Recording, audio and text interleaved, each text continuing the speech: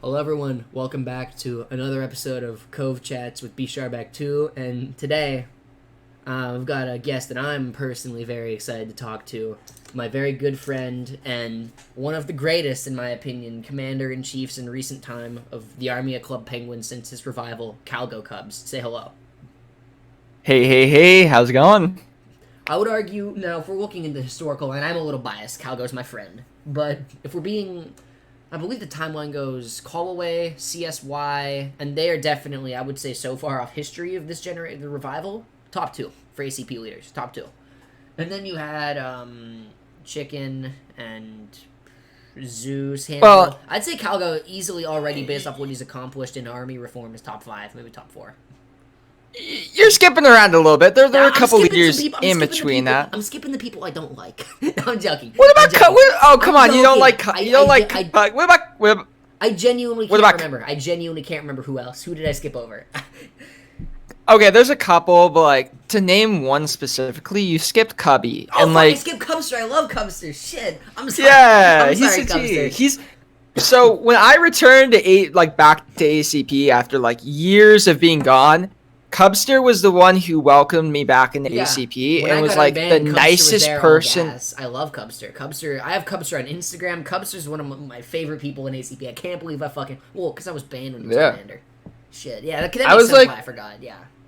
Like I think he led for like 3 months, which like in the grand scheme of things, like isn't a huge duration of was time. there. But like I still think he had a huge impact on ACP regardless. Of course, and he the was a huge transitionary period recruiter. from CSY and Callaway and- over to the modern kind of Yeah. Zeus era. Yeah, Very important. For Very, sure. very important. I feel bad now. Cubster, if you hear this, I'm sorry. I didn't mean it. You know, I love you, my dog. All right. I've got a bunch of really interesting questions because when it comes to the state of the Army and how armies are right now, I think ACP is one of the most interesting to look at. But Yeah. before we do start, I need to focus real quick. Fuck. you're good. Ow. Fucking short nail. There we go. The iconic sound of the podcast. Is that is that the sound?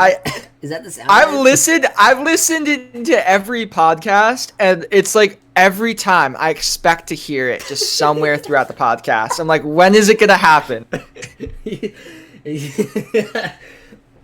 You should just have like a little intro, and it just opens up on that sound. Honestly, Actually, let me But, let me feel yeah. that. Hold on. Let me see. Welcome to Cove Chat. Dude, that's actually kind of fire, though. That's actually kind of gas. yeah. Fuck I with think that. I think that's Anyways, to cut to the serious question now. Yeah. ACP has gone through a lot of ups and downs in its recent time, obviously, but I want to focus more specifically on more recent times because, honestly, the rise, Callaway CSY, the decline under, and no shade towards Chicken in particular, but a lot of that happened under him, out of his control. That wasn't really in his control for the most part. He got stuck with a I shit think situation. he was He thrown tried. a shit situation. Same Yeah. with Zeus. So, Like but that whole decline period up to Zeus, the end of Zeus's leadership, it's been done to death. yeah. Frankly, it's been done to death. I've talked about it so much. I've experienced it so much because, as you know, I was there. Yeah. Like most. Yeah, things I mean, in as- armies. But yeah, I want to focus more on you. I mean as a troop, I was there throughout like all of it. Like I would say I bounced around a little bit in terms of activity wise, but like I think as a troop personally, just seeing ACP just go through this huge period of decline, I was extremely frustrated because like I saw so much potential, and obviously this was from an outside point of view. I wasn't in staff at this time, but like I feel like a lot of troops felt the same kind of frustration that I did, where it's like we weren't really taking, even despite our hardships, we weren't taking advantage of what was given to us. We were kind of like every time we had an opportunity to like participate in a tournament, we were kind of backing out of it. I remember, what was it? The Legends Cup last year, not this year, the previous year. We just kind of we backed out of it and just let our allies help force take the win because we didn't want to really participate, which kind of like stuff like that can be a little bit frustrating because you'd hope that an army You would, hope that would, they'd be would- kind of all gung ho because that's the point of armies is tournaments and wars. So even if they're your friend, backing out's just like Yeah. Death And or like dishonor, for me that's my take. personally, like I have a lot of fights with like, and like this is a good thing. Like fighting is good. Like there's good fights internally in staff teams, and there's bad There's fights. productive but like I fights think and there's unproductive fights. yeah, and I try to keep most of our fight like we have like debates and stuff and discussions. I try to keep it very productive. But like one thing that I think is heavily contentious is how much we get involved in whether it's wars or tournaments. And this is something I've been a huge like pusher for because I think something that's led to our huge decline is our inability to act when opportunities present themselves. And it's like half the time like ACP is just taking a back seat and waiting on everyone else in the community to decide what they want to do. And like we're always reacting off of everyone else rather than making our own decisions and kind of getting a little bit ambitious. And yes, getting ambitious and making like hard-hitting decisions like declaring war is very risky. And I understand that. But if we're constantly taking a back seat and always like playing from a point of like Defense. safety and cautiousness, we're gonna get nowhere as an army. And it's a high risk, high reward type thing. Like I'm not expecting to have 100% success rate. I'm like I've already made plenty of mistakes in my leadership already as is, and I think that's evident. But like my goal is to take advantage as many opportunities as we get and make the best of what we got. So it's a give and take, and ACP has definitely been going through a lot. It's kind of a situation where we're going through a huge period of rebuilding, which we did already over this summer. We did a lot of rebuilding, and I think a lot of that was really good. But there were certain aspects missing from it, and some were really ignored too. Like even in the staff structure, like we did the whole ACP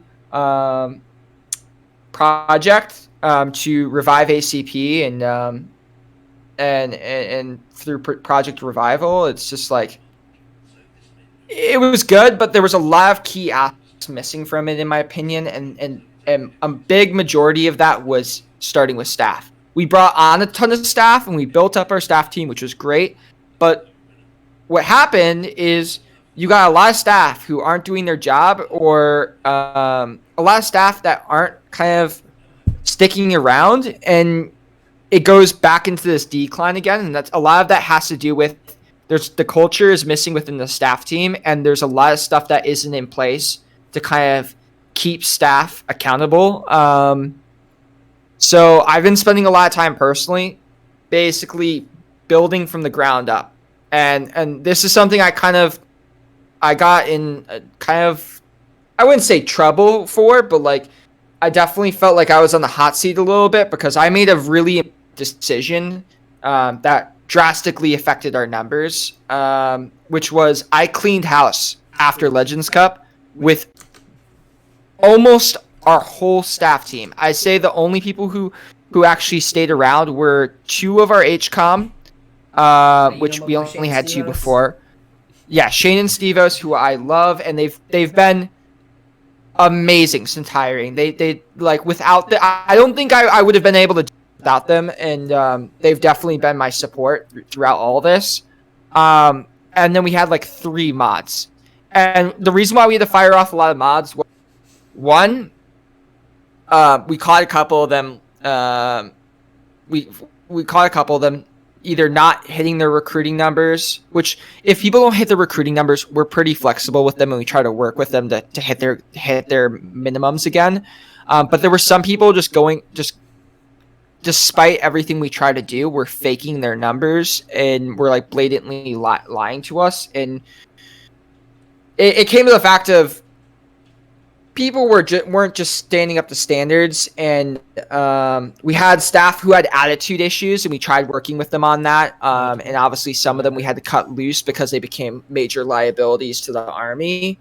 And some of these staff who like we had attitude issues had been in the army, like been in the staff team for quite a while. So it was not an easy decision to make. And in retrospect, there's a part of me that's like, when we cut some of those staff members loose, like some of the staff members who had attitude issues, they were a huge liability, but they also did a ton for the staff team. So when I cut them loose, I had to take over a ton more responsibilities, because like one of them would constantly do, we have like a whole attendance log thing that we keep track of in a detailed Excel sheet. And we used to have, one of our staff members used to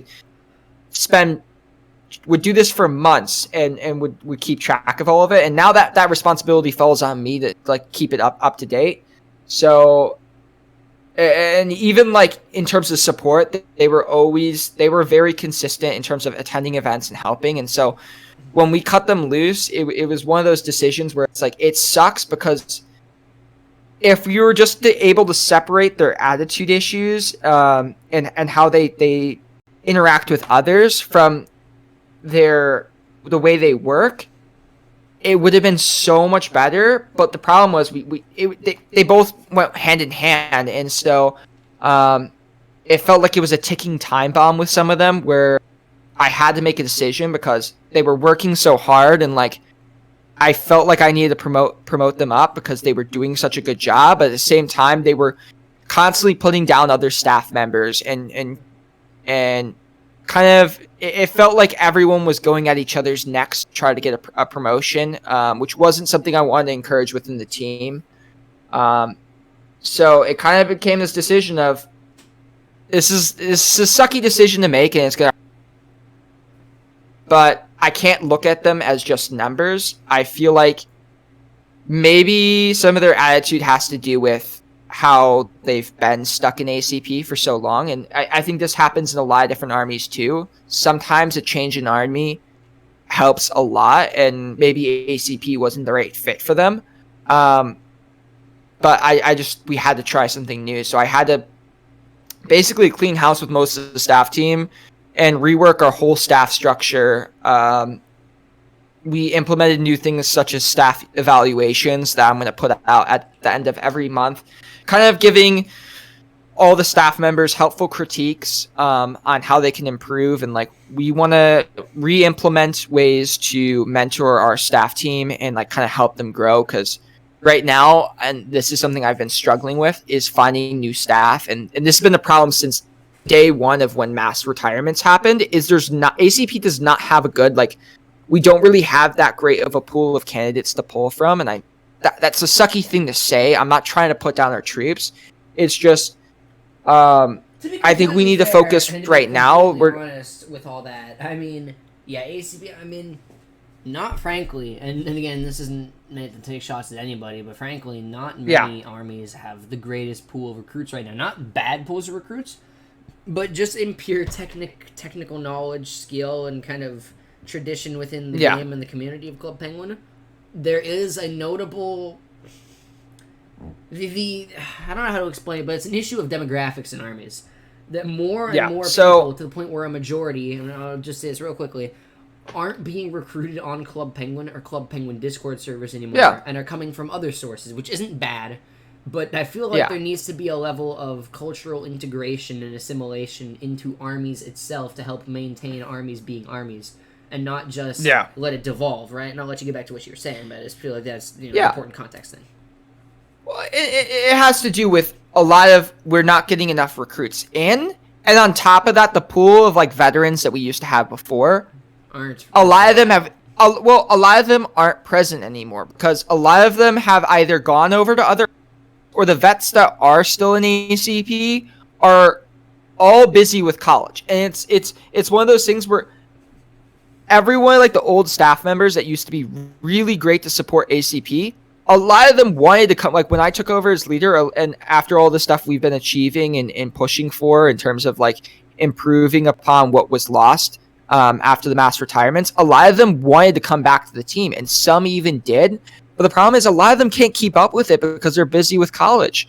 So it becomes this kind of shit show where I can't rely on like any of the past staff or vet pool to come back and build up the team. And like, we had a couple exceptions. Shane and Stevos are perfect examples. I was really lucky enough to be able to convince them to come out of retirement and kind of they bought into the idea of what I wanted to build in ACP, and I wanted to break ACP out of the kind of stigma of just that we box ourselves into of just being family friendly, which is fine. I'm all for being family friendly, but I think we let that dictate every one of our decisions, and it leads to us just kind of taking a back seat in everything in the community. And that's why we're not spearheading anything anymore. We've always kind of been looked down upon, which I don't want that to happen anymore. But it becomes this thing where we've had to pivot from, okay, instead of trying to hire old people who are great staff members, we got a couple great ones, but we're not going to get our whole staff team from that. So now I have had to pivot from that idea to developing new talent, and that's something where it's like I feel like it's a race against time, because it takes a lot of time to train new staff, and obviously it's a huge I wouldn't say risk, but like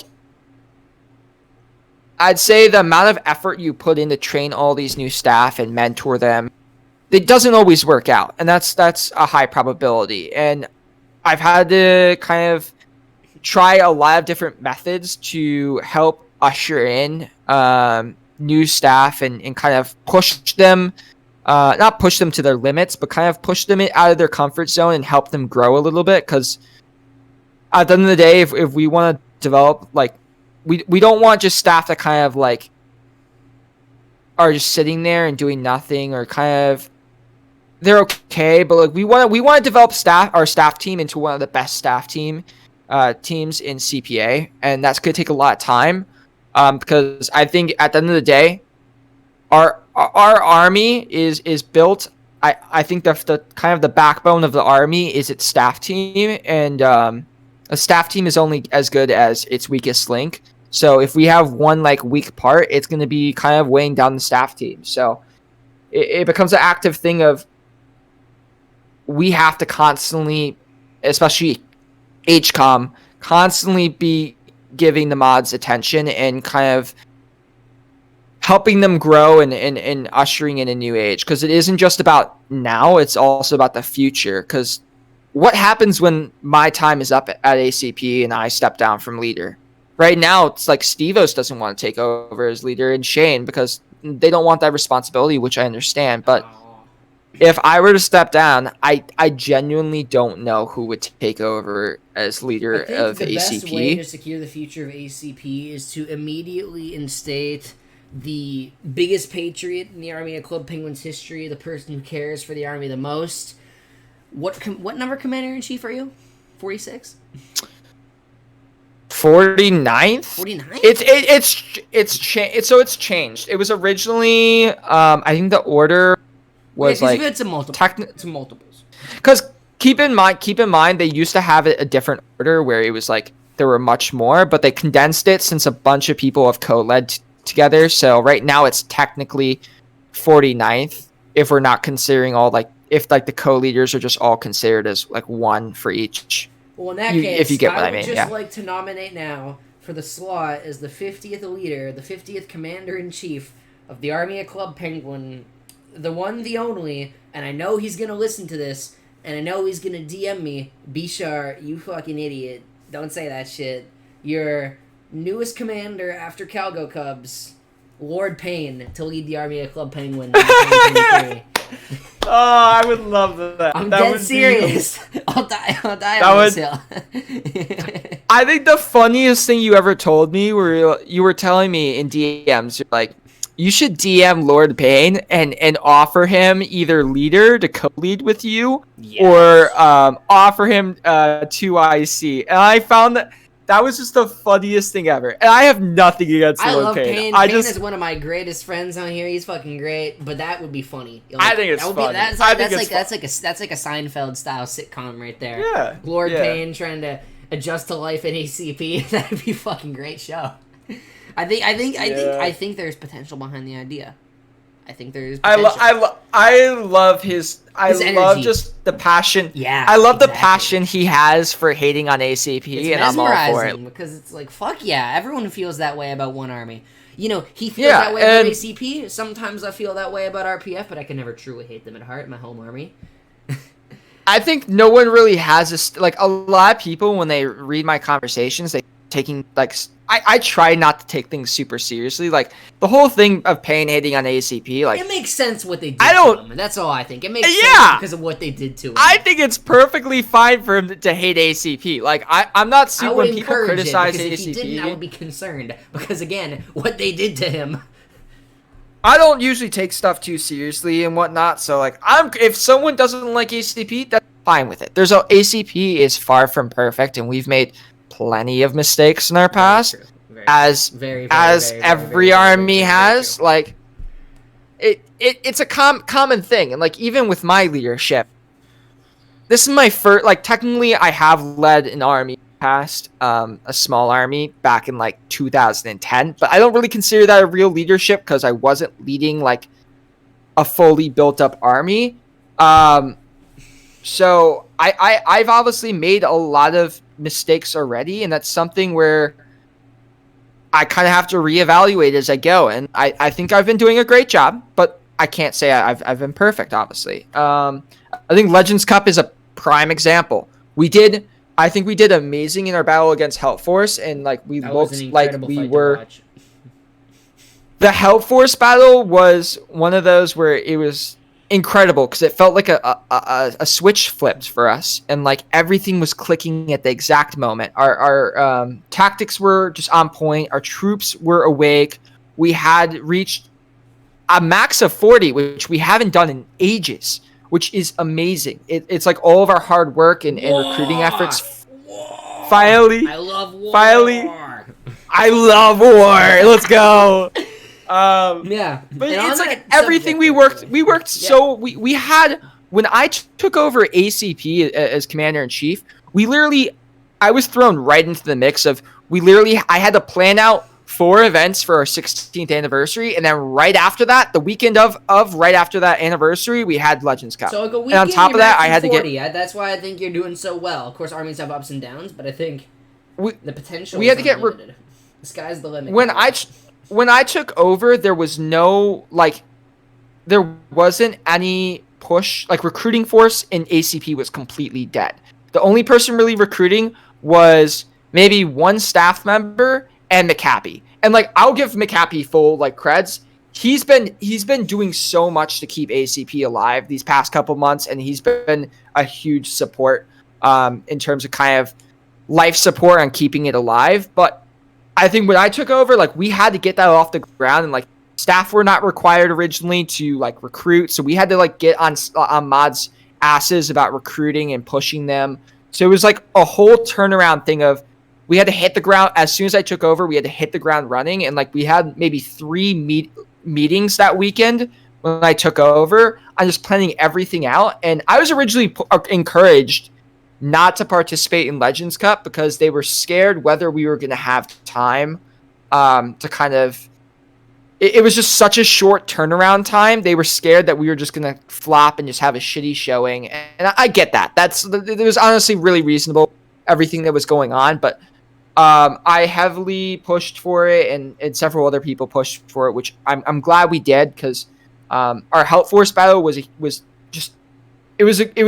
really made me super happy that we were able to kind of defy old expectations of the community and prove everyone else wrong. And even like on the third room is where I personally led. Like I felt like our tactics were on point and we did well. Now, if we switch over to the battle against Warrior Vikings, I feel like we were a completely different army. It was like you isolate both battles and compare them to each other. It seems like they're 2 different armies, completely different, because our execution on the Warrior Vikings battle was just so poor. And you know what? Right, I'm gonna say it right now, 100% props to Warrior Vikings. They 100% deserve to win that, and they came out swinging and performed super well. And I want to thank them for being extremely like good sports despite all the shit talking, because I did plenty of it to kind of like hype up and stuff. But it was disappointing in the fact of we probably did double the amount of recruiting that we did for the help force battle, and yet we kind of, I think we maxed 37, but like we had maybe like 30, 40 more reacts, and we still kind of we wanted to see if we could push to break 50. That was my huge goal I wanted to shoot for. Obviously, we didn't do it, but we were kind of low on numbers, which was fine. But the two things that kind of stood out was, one, our troops weren't really awake during that battle at all. It was just everyone was going AFK. And then I think the huge thing that led to us leading was honestly our leading. I think I fault myself at this. Due to my inexperience in terms of like leading in battles and in tournaments, I heavily relied upon two past leaders, and I think that's that's honestly my fault. I kind of relied on them to kind of hope that they could kind of carry us and push us to that win through their leading. And on top of that, like I led the first room and I set the kind of the precedent, because the first room was probably the worst. Like I reviewed that battle and just looked back on it, and just all my decisions on the fly were the complete opposite of how I led the third room against Help Force. It was just awful decision after decision after decision, and I think what it started off with was I called in snow forts. I called it for us. I intended for us to do a backwards L formation, but I said everyone do L formation, and I realized I fucked it up. So I literally sent a message after that. And I'm like, actually switched to backwards L because I meant that. And so we ended up getting an anchor and what looked like an anchor instead. And it was like we just weren't covering the tactics I was choosing for because I had I had pages and pages of tactics written up. I was just choosing bad tactics and we weren't really covering. I think I was being too slow too. And I think a lot of this has to do with my inexperience. And I think the nerves definitely got to me a little bit too, where I was kind of just hesitating and kind of freaking out a little bit. But yeah, I think that ultimately led to us losing against Warrior Vikings. Was poor execution from the leaders, especially me personally, because I set the precedent for the first room and like, yeah, CSY, I called the waterfall in Dojo, which in my opinion is the funniest thing ever. And I don't know, it's interesting. Yeah. So yeah, I feel you. That's a really great breakdown of Legends Cup.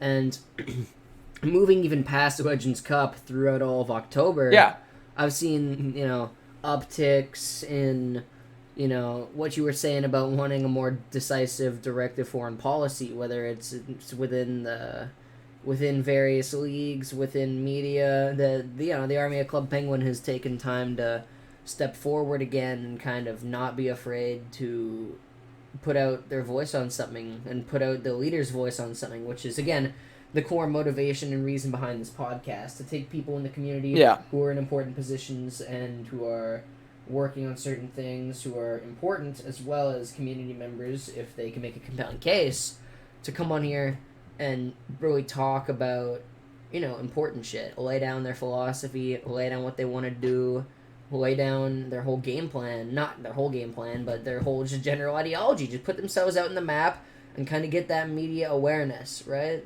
And I think that's what we do well, and I think that really complements what you want to do. You know what I mean?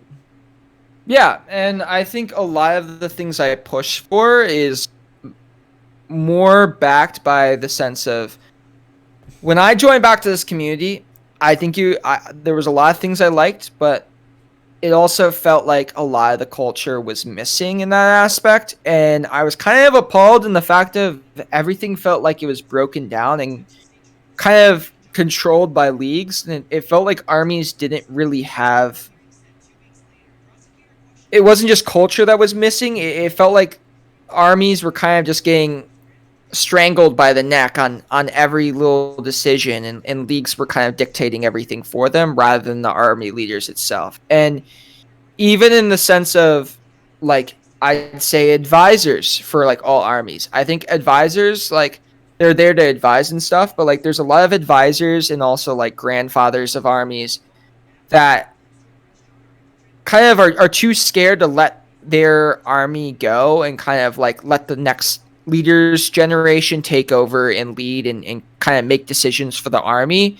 And so you see this just indecisiveness of just leaders just sitting back or even when leaders wanted to make like a decision or do something impactful, they kind of have to take a step back because the advisors or someone else will be telling them, kind of telling them no and kind of taking over for them. Like I think I think this is a problem with a lot of armies is it's sometimes the leaders don't really get free reign to do what they want to actually do with the army. And I think it's important for leaders to lead in the aspect of representing their troops.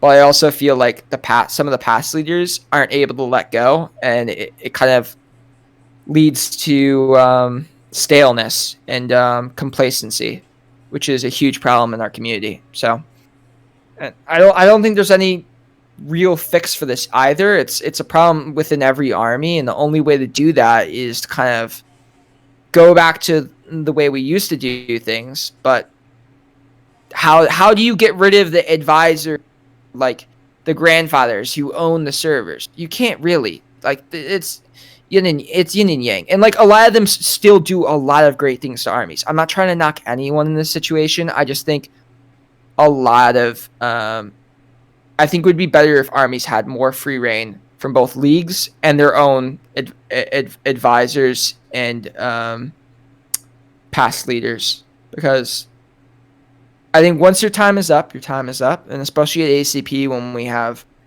have term limits. I think it can be hard for past leaders to let go and move on, which I understand. They put so much effort and hard work into their building up their army to what they want to be. And I've gotten chewed out for a lot of decisions I've made, which is perfectly fine and reasonable. I've made some decisions that were my predecessor kind of advised me before I took over as leader and gave me a couple do's and don'ts. And one of the heavy ones was to never join back to the CPA League. And obviously, I went against that because I wanted to make a statement to the community that ACP isn't isolationist anymore and isn't going to just like stay in hiding the whole time. Like we mean the business and to come out. And I also thought it was important for us to at least test the waters with CPA and kind of get a say on the board. And as poorly even as though has gone in many ways, I think it's worth it overall. Yeah. And I think after being on the board for a month now, I can say without a doubt the board has no say. Fuck like the not no board. say. No, I think the board shouldn't exist. I would agree with in the sense of we have the way it's set up. It's set up for failure, and us leaders should have no say whatsoever, in my opinion, like on this decisions, because it leads to I feel like there are alliances that form on the board to push certain agendas or ideas through, and I feel like I'm doing the same thing because I'm trying to do what's best for my army. Other armies are trying to do what's best for their army, but then you get this whole mix of just armies kind of They fight for it becomes bad. Yeah, we're not doing what's best for the community. We're doing what's best for our armies, and this like leads to small armies, especially being in the minority, and just kind of every decision we make kind of getting pushed onto the back burner and kind of not even kept into consideration. And right now, I think there are two things need to change. The board needs to be dissolved. And on top of that, CPA needs to convert itself into being more focused on news and running tournaments. But they shouldn't have any involved. They shouldn't operate as a league, in my opinion. And I don't think there should be any regulations on the way we decide to run our army. And exactly. I think for treaties. I think I broke this down in another podcast, either with SWAT or PKO, but the way I think about it, leagues are inefficient. Leagues don't work. Everyone who's run a league, the only real league that was genuinely really, really successful in maintaining control and authority was CPOAL, and that was only because WaterKid and Epic had it by the balls the whole time. By the balls, as like your site, your Discord owned by Epic, and it's like he was the top G, he was the top guy in armies. That was his shit. Yeah. And that worked there for all of its flaws, for all of its ethical issues. But every league since, whether it's the earlier ones where Max was involved, or this one with not just specifically Spotty, even though I know ACP likes to dunk on her, it's just anyone in particular, administrator-wise, Razzie, Lucifer, what they don't realize is the system of a league does not work if there is not absolute authority and loyalty to the league when it comes to it. Yeah. Because if you don't, it runs like a League of Nations style thing. And for anyone historically inclined, the League of Nations, in World War One, the kind of loose confederation of like, okay, we're gonna work together, and then armies just fought for their countries fought for their own interests. Countries would blatantly disregard the league, and they wouldn't be able to do shit about it. And when they did, it was mismanaged sanctions and haphazardly shit. And that's the exact same thing they're going for here. Leagues do not work. Maps in the modern age do not work. I will give you a handful of steps that can instantly fix half of the problems we face as a community. And that's the thing. Let me just break this down first. Yeah, my personal opinion on this, and I know you're probably going to disagree in a couple points. 1 or 2 new sites. Okay. That way, if you have one consistent monopoly, only one news site, you don't. I agree with you on that. To be better, you don't get an incentive to be better. We shouldn't have at least 2 news sites who aren't leagues, who just do news and maybe work together for tournaments or do tournaments themselves and competitions and community things. Yeah. To where the armies interact with both. Because if you have one individual, there is no room for improvement. Notice how That's what I'm saying. Notice how in early September and August, back before this place was a real force in any capacity, when it was still warming up, and even back when CPAA was a thing, they used to act, all the admins there, no one in particular, but the admins, they would act all, big balls, like, this is my shit, we own the community, we are CP armies. But then when actual competition spread it up because of the, pardon my French, fucking idiotic management that has been going on since the merger, and I mean, no offense to anybody, but it's fucking idiotic management, if you'd ask me, if you'd ask almost anyone with a brain in this fucking place, that they kind of have to shape it up. Notice, we'll abandon our forced treaties, we'll loosen up, only after people really realize that there is alternative media out there. There needs to be, to keep news sites in check, and to keep organizations that could devolve into leaks in check. Judging, I agree. Completely separate, completely non-dictatorship. The judging organization, in my opinion, should work closely with any news site to coordinate for battles and for other things. Judges, that is a great fucking system. It could be better. It could be so much better. Certain rules, but that's for another discussion. And on top of that, separate media, no maps, and work on armies innovating and changing and adapting out of the 2020 mindset into almost 2023. We're 3 or 4 years in the past with how we think in armies, and how we act in armies we're probably 5 years in the past. Yeah. And on top of that, we need to start looking and adventuring new avenues and trying to expand into the what's left of the niche club penguin scene until we can find something to fucking sustain ourselves on. An army's just sitting here dying on this hill because their leaders are fucking stupid and can't handle giving up power and can't handle a change in system to something that functions similar to, back in original armies, which I know you were around for. I remember hearing of and seeing. There are certain around things, 2007, again, like 2010. Exactly. You were there before CPAC. Before leagues. So I never really experienced leagues originally. This is what people put up with for probably 4 years, 5 years, 4 years. Yeah. I joined back in like 2021. Not a great. I mean, it wasn't horrible when I joined, but like I feel like the whole the issue is it's not good. It's not bad. Yeah. It could be worse. But it's the argument that they put forward and everyone was pushing so hard on us was, well, this is good for us because now we have a unified league and now there isn't separations and there's we finally have unity. We finally have unity. But at the same time, the problem is, sorry, I'll let you finish this up. Go for it. So unity. People automatically act like unity is this kind of good, automatically good thing. Unity is a nice thing to have. But frankly, there are times when Unity is not good. Now, I understand, from what I know, it is the intention of certain administrators in the CP Army League, to merge and integrate CPAJ into themselves and to essentially consume them, which is, I've spoken with you on this before. I think you think it has potential. I think it is a very dangerous consolidation of power, because if you were to ask me, the best way to manage armies and the best way to manage any sort of community effort is decentralization. Like I said, 2 or 3 separate things. Separate media, hopefully 2 separate media organizations that are friendly and keep each other in check and prevent any army from being, any league or org from being fucking crazy. A judging organization. Call each other out on their shit. Yeah, a judging organization that can really keep things in control and maintain a basic principle in battle, and as long as that judging organization works, you use it. And efforts within armies to cooperate outside of leagues and to fight more wars with each other, casual fun wars, just war.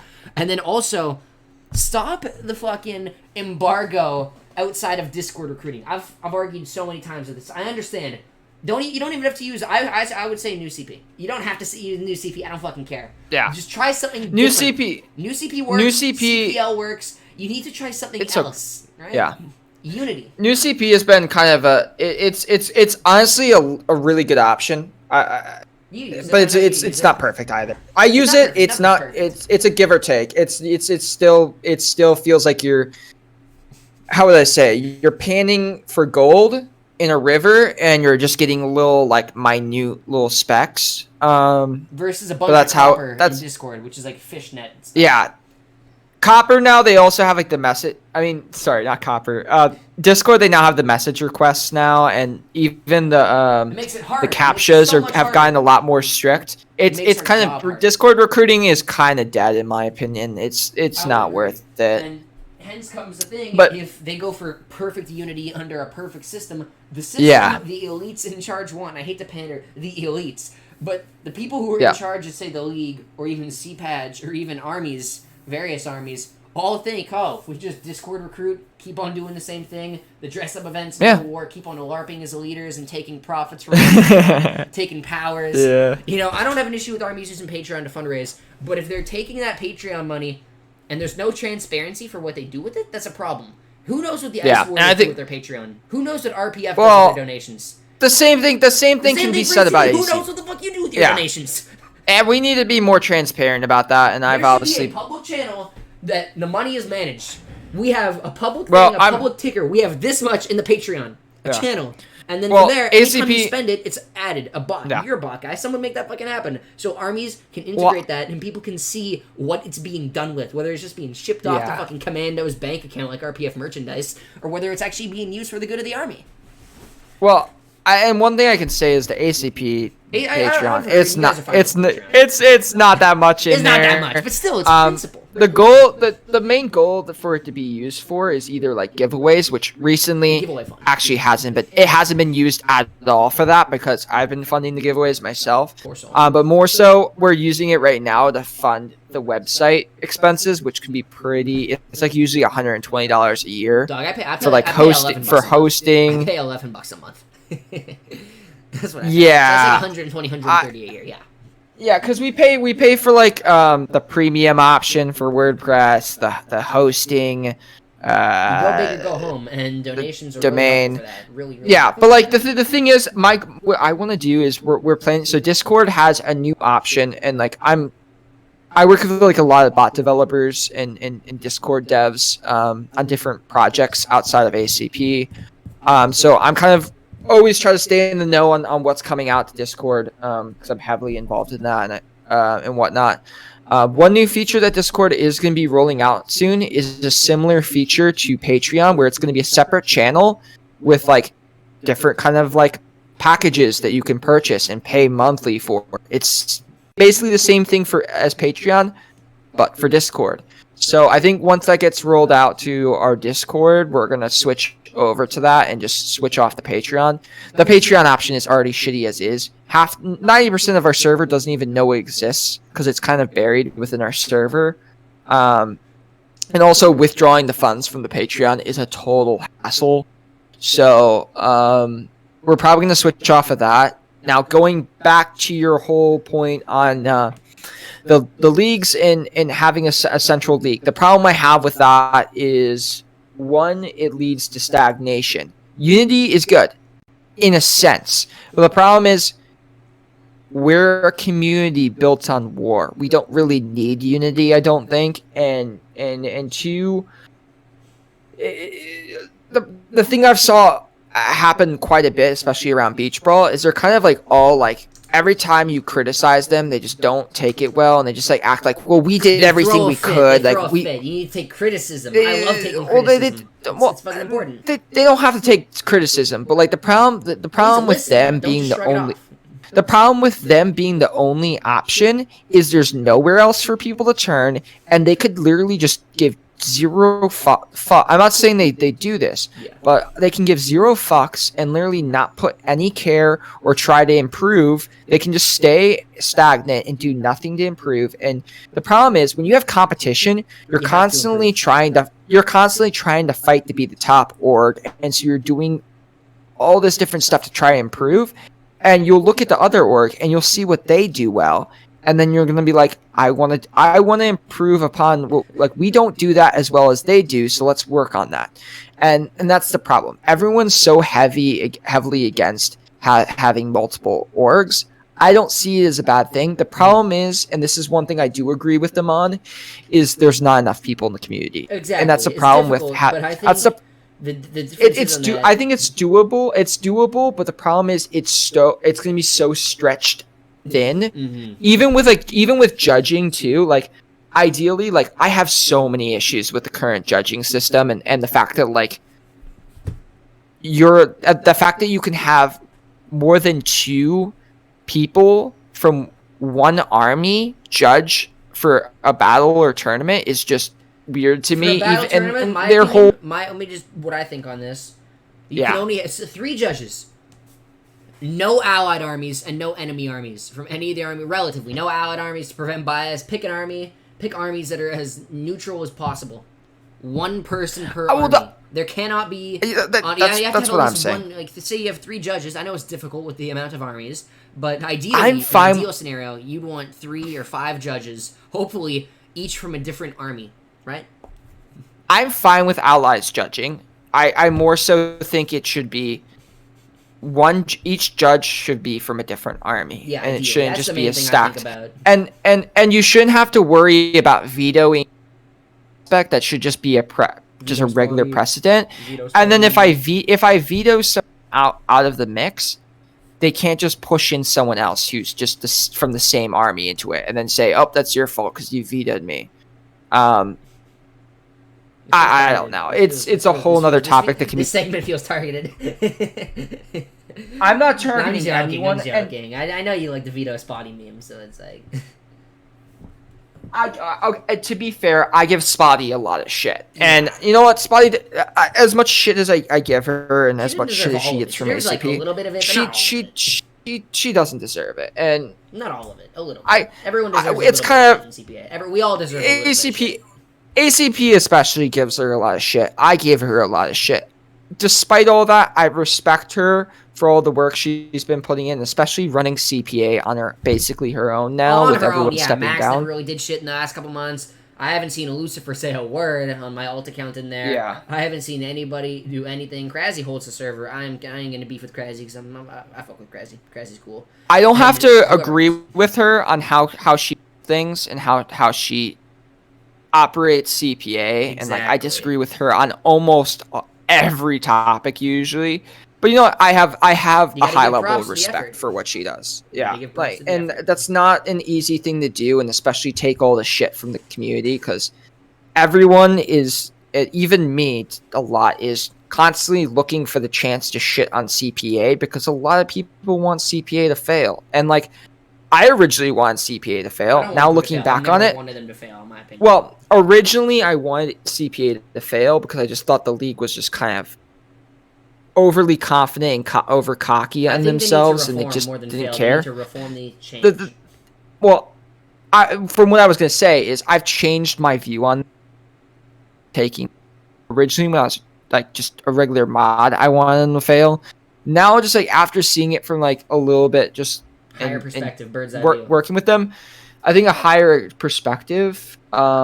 I don't want them to fail. I don't think that's beneficial to the community at all. Page, yeah. I think what they need, they need an extreme level of reform and kind of they need to reevaluate how they do things. I think the community will benefit if there's 2 or more. Like them failing is not beneficial to us. I think we need 2 or more like not leagues but orgs for armies. Armies need news. Armies need options at the end of the day, and I think we need. I've been also hard pushing for. We need to abandon the way we ran things during COVID, because that was during COVID. It was great when we had the high numbers, but we don't have that anymore. We need to go. A lot of the people who are in the community right now who are sticking around are the people who are old vets who come back here for nostalgia. And those are the primary people who are fueling a lot of armies. And like, yes, we have new people that are coming in from recruiting, but I think they would all buy into the aspect too if they got a little bit of taste of it. We need to go back to the way we used to run things in the OG days, and obviously we're not in the OG days anymore. I get that. It's apparent. But and there's not as many armies as there used to be, but I think it'll breathe new life into the community, and I think a lot of people armies are very hesitant about doing it and trying it out because it's very risky, and I get that. But I also think if we sit on our asses and just do the same thing and then say, this is too much of a risky move without giving it at least a test run or try, it's just, I can't deal with this stagnation anymore. We need to try something. It's not really new. It's old, but I think we need to give it a try. I think our vets, all of the Army's vets will appreciate it. And especially, ACP still has people coming back to this day or who used to be old vets in the community who come back for like a taste of the enjoyment. I want to give them, like, when I came back, I enjoyed it. It was fun, but like, it wasn't what it used to be. And part of me is reaching and wanting to kind of get that feeling again. And I kind of got that when we raided, when we did those 2 raids the past couple of weeks.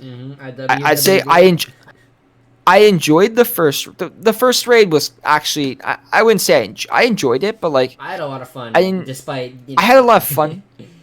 I had fun with it, but I think it was more so I was purely out of frustration of just getting denied the chance to war IW, because I really wanted to go to war and enjoy that, and I thought it would be a fun war with IW.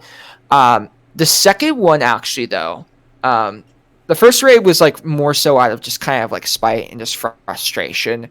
The second raid, though, was more so I had a lot of fun. Like, a lot of people were very pressed about the second raid that we did, and purely because of the fact we brought our allies Dark Vikings, which I get. I understand. This is where I clarify I'm biased because I was there. Yeah, I actually want to touch on this a bit because this is something interested in hearing about. A lot of people were upset about it, and I understand. I get it. Skill issue. The mindset that I had was we had I had been looking at Water Viking. There's obviously some banter still going on, which is fine. I have nothing against Water Vikings personally. I'm really cool with Aaron Stone. Really cool with Pajeo. I love both of them. Guys. I listened to all of Pajeo's Cove Chats interview, and it was. I owe you Nitro because you were the one guy who DM'd me the thing. I watched the whole 2 hours, and it was so good. I always love hearing other people's perspectives, especially in the Army community. And I think Pajeo gave a really insightful interview and just discussion. Yeah. He set a high bar for but I think the thing that kind of sparked it was we saw that obviously they baited us. I'll admit it, they baited us, which is fine. We kind of had that suspicion that it was a bait anyways. But the image was shown to us, and I had pulled an all-nighter that day, and I was kind of a little bit ticked off on how our performance went the previous day in terms of against RPF's practice battle. We had a huge dip in troops. Attendance was pretty awful, and troops weren't really awake. So I wanted to have something new and give something not new, but like I saw this and they were obviously trying to take a jab at us, and it was obviously directed at us, and like there were two routes we could have gone. I was originally thinking, let's just ignore this. There's no reason to really like. Obviously, they're just trying to call us out and kind of get us to show up. But then there was a part of me that was like, hell with it. Like, they're calling us out. It's the IW Wire Vikings. Let's have fun with this and enjoy it. And they're calling us as clowns, and I'm like, okay, let's just engage into it. Like, we could have backed down, and that's how ACP usually operates, and just not done anything. And that's what I was originally leaning towards, because after that first raid, I was like, okay, let's take a break. Let's not like try to push it our luck any further. But then I saw that, I'm like, we have an opportunity to raid them. Like, let's just do it again. I think conflict is good, and I think if we raid them, maybe it'll spark some kind of like something bigger. And like I obviously was aiming for, if IW wasn't going to take it, maybe we could spark something else with up with other armies. So we went into it with that mindset. We were obviously I was in the call with Dark Vikings leaders at the time with some of my HCOM. Again. Sorry, yeah. You're good. Because when I'm in the process of filming, it's like, oh yeah, this is like a conversation. But I forget you also have to talk and give context to the other people. Because I was about to say, again, no shit, Sherlock, I was there. But it's like, I just forget to clarify to everyone else. So continue? Sorry. Yeah. But like we were in the call with Dark Vikings. So like obviously when we found out about this, they found out right away. And it was originally going to be capped just strictly to ACP rating. And then Dark Vikings expressed that they kind of wanted to throw their hat in the bag and show up too. And I can't remember whose idea that was. I honestly, it could have been. I think it was Krosiv or Ali mentioned it, and they said like basically we had kind of been talking in VCs because like obviously our alliance was newly found and like we hadn't really engaged with each other that much, and so they kind of proposed it as a way to kind of start off our alliance, and they kind of just said, hey, you're rating a little like mini practice battle between Ice Warriors and Water Vikings. It's not really shitty if you bring along an allies, because technically they already are supposed to have two armies there, Warrior Vikings and Ice Warriors. It's not like it's Dark Vikings and ACP ganging up on one army. We're literally going together to battle these two armies. So it was their allies against our alliance, and I thought that was funny. And they wanted to kind of show it as like good faith. And since they were dressing up in clown outfits, we found the green puffle outfit and thought it would be funny to dress up in that to kind of show that we didn't really give a shit. And obviously they were pissed off. I get it. It looks shitty. Getting dunked on it's like the way that? you Yeah, look at it. But the thing is, like, yes, we got baited, but at the same time, we showed up and fucking crushed you guys. It was, I don't even know how many people they had online, but we had 30, 31 people online. 24. I wasn't there. Now keep in mind, a lot of people said that it was just heavily boosted by Dark Vikings. Hey. I think there and Dark Vikings, like, honestly, we showed up. It was like huge props to them. They showed up. So I think we had like 20 troops were ace from ACP alone. ACP 20, so it's like 10 DV there pre-event because we had the event right after. They were telling us we were like leeching heavily. Even without Dark Vikings, we still had more than Warrior Vikings there. So like, and they were obviously heavily salty about it because obviously it backfired on them. Like they were trying to bait us and make us look bad into falling into their little bait. But the thing is, we showed up in higher droves than them, and they obviously weren't. They were expecting us to show up, not Dark Vikings, and that's why they're pissed off. And then you have other people like in the community, such as Zing and other community figures showing up, to support us, and obviously they're super pressed about that. But like, I get it. You guys weren't expecting it. It is what it is. Raids are raids are heavily frowned upon in the community, and I get why. But like the thing is, they used to be heavily accepted back in the day. And I personally, when Templars used to raid ACP back in the day, all the time, and our past leaders fucking hated it. Like absolutely hated it because they were getting clowned on, and I get it. But when as a troop in ACP, I found that so hilarious when we were getting raided. Because it's like, oh shit, battle. It made it fun.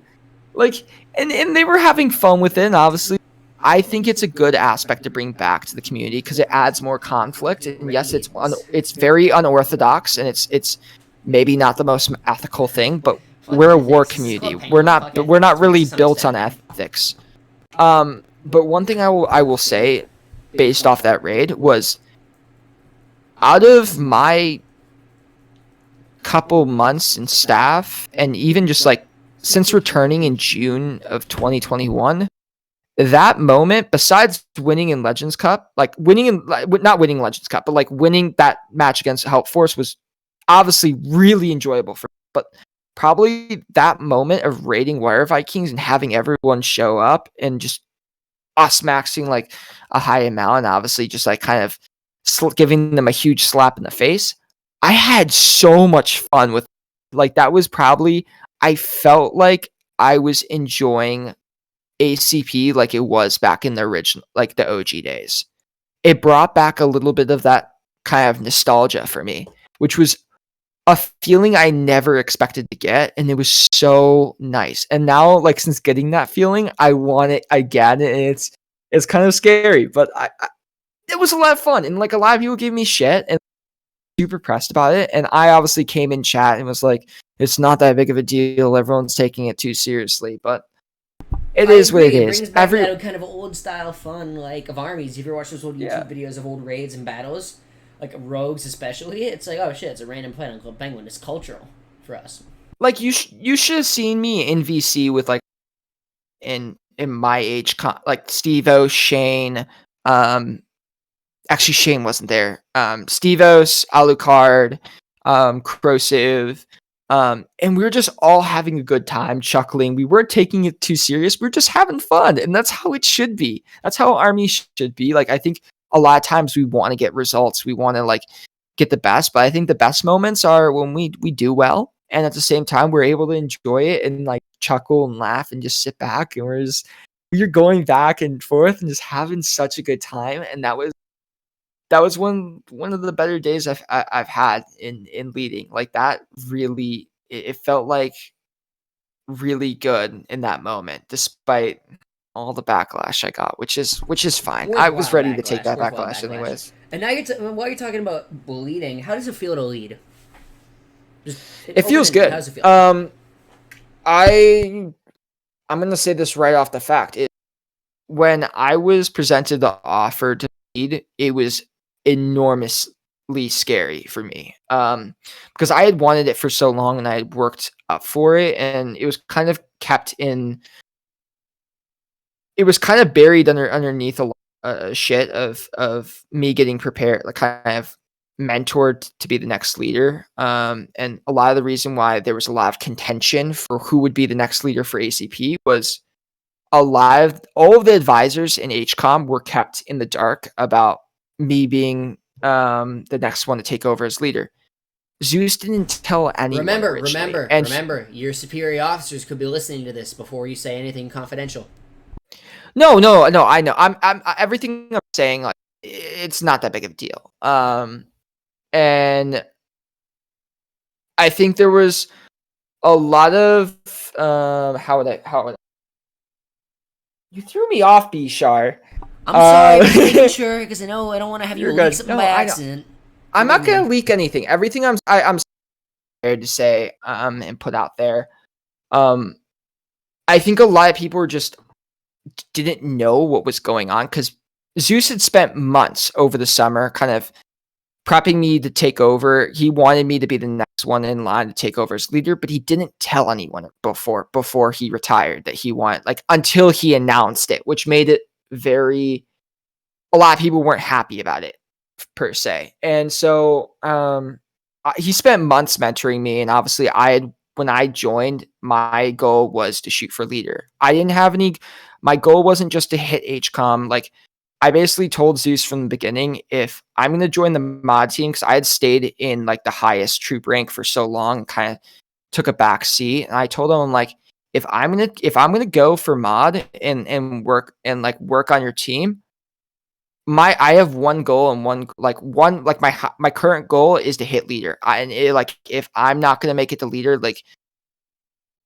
I have no point of being on this team if I'm not coming here to shoot for the top. And like, that was my mindset going in, is I'm gonna aim for the top, and I'm gonna bust my ass every day to show that, like, I want it more than anyone else.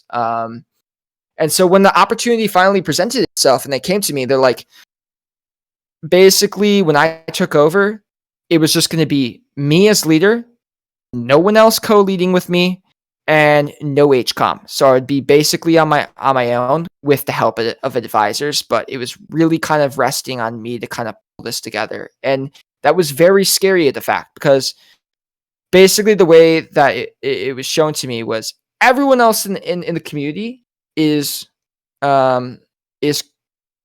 co-leading. I don't think is there anyone in the community right now who's solely leading by themselves? Well, let me think. I'm trying to think of an army. I don't think, not any that can come to my mind. No, I don't think so, because SWAT has a group of leaders. Templars has one or two emperors overall, I think. Yeah, it's not Zen alone. RPF has 2. Water Vikings has 2. IW had a couple, but they're not really an army anymore, you could say. Yeah. Dark Vikings has... Well, okay.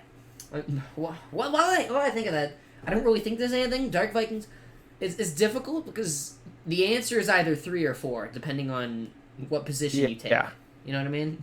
But what matters is almost every army has multiple leaders except for you. It's just you. Operates where the powers all, like, is divided among multiple leaders, and they all kind of share the weight upon, like, kind of spread out rather than resting on one person.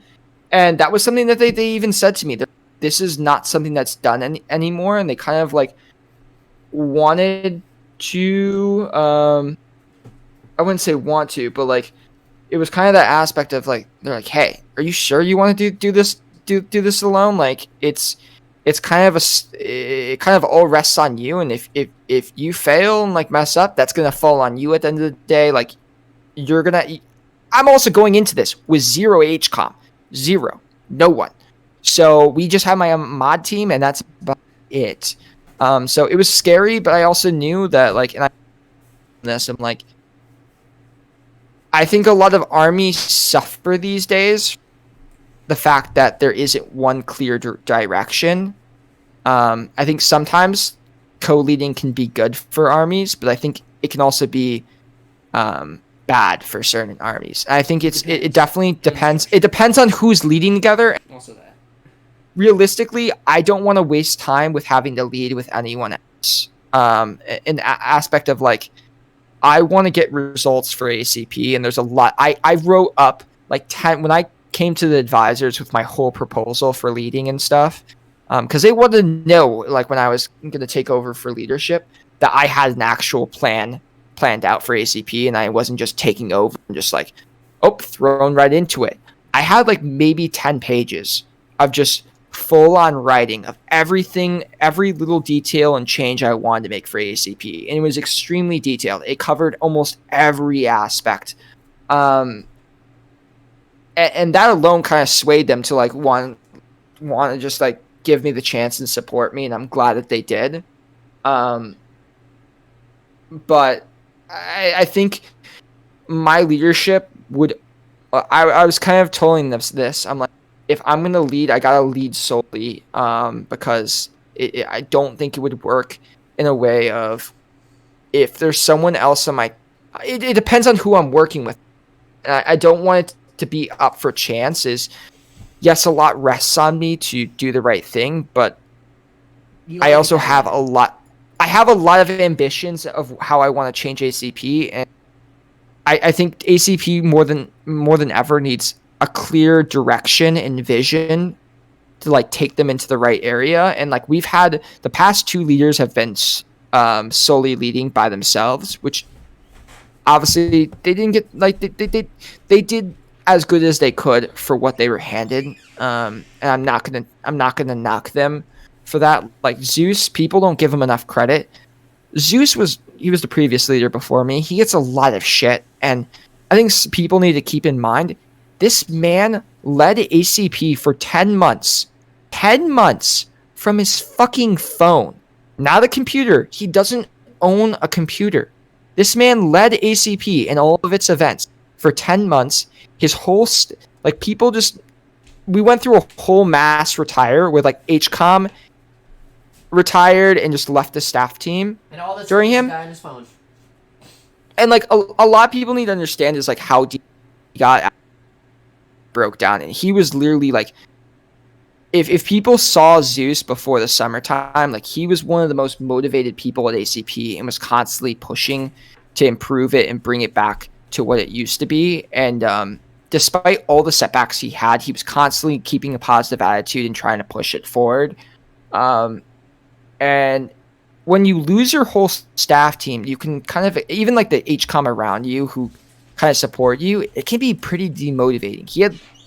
All he had left was 2 mods. 2 mods. That's it. So I give him huge props for what he did. And like, he also gave me the chance, like he could have told me to F off and stuff, and he trusted in me to take over ACP and lead it into a new direction. And obviously he doesn't agree with me. Like he and me disagree on different ideals of how to lead ACP. Like he and I disagreed on the decision to bring the league back for ACP to enter back into the league, which I understand.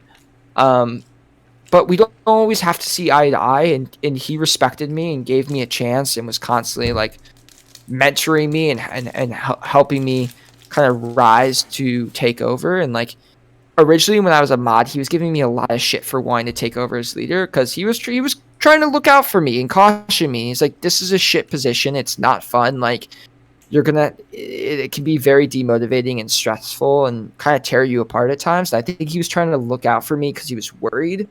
But when the time came to take over, the one thing that kind of built me up was like, basically the day of when he got ready to post his retirement post, he's like, the army is fully in your hands. I trust you in whatever you do. I think you're the most motivated person on the team and you're going to do great things. Don't let anyone try to put you down or tell you how to do things. At the end of the day, this army is the way you want it to be. And he also told me, he's day one, everyone is going to go for your neck and try to put you down and go after ACP. That's how it's always been. And he's like, don't question yourself or second guess yourself. Just do what you believe is the best decision and never look back. And I appreciate that because I was scared. I was really scared when I finally took over. That he went from kind of like beating up on me and joking around. He's like, nah, you don't.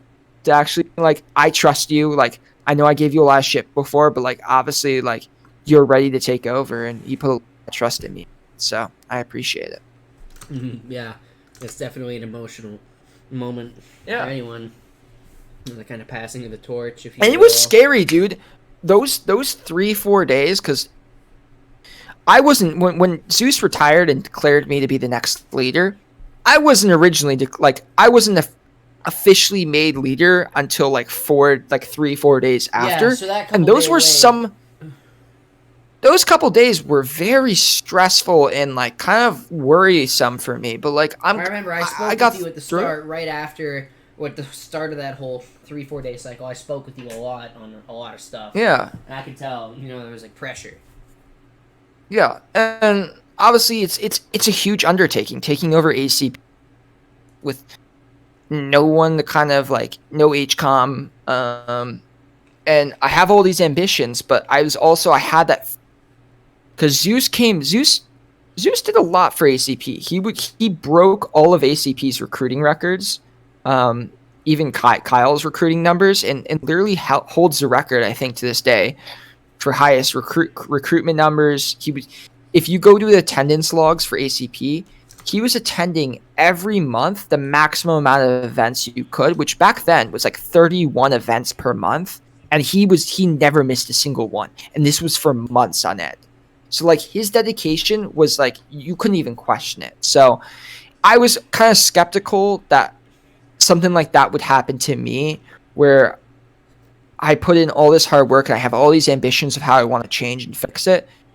And I was scared that I would end up like Zeus and just demotivated and not kind of just like would come out of it crushed and not wanting to achieve what I want to. But I think so far the start to my leadership has been really well received. I think it's been so far on track to what I want to achieve. And I don't plan to retire anytime soon. I plan to go like my goal is to stay here for the full term of a year, 6 months, and 3 days, I believe, something like that. You'll be here until 2024.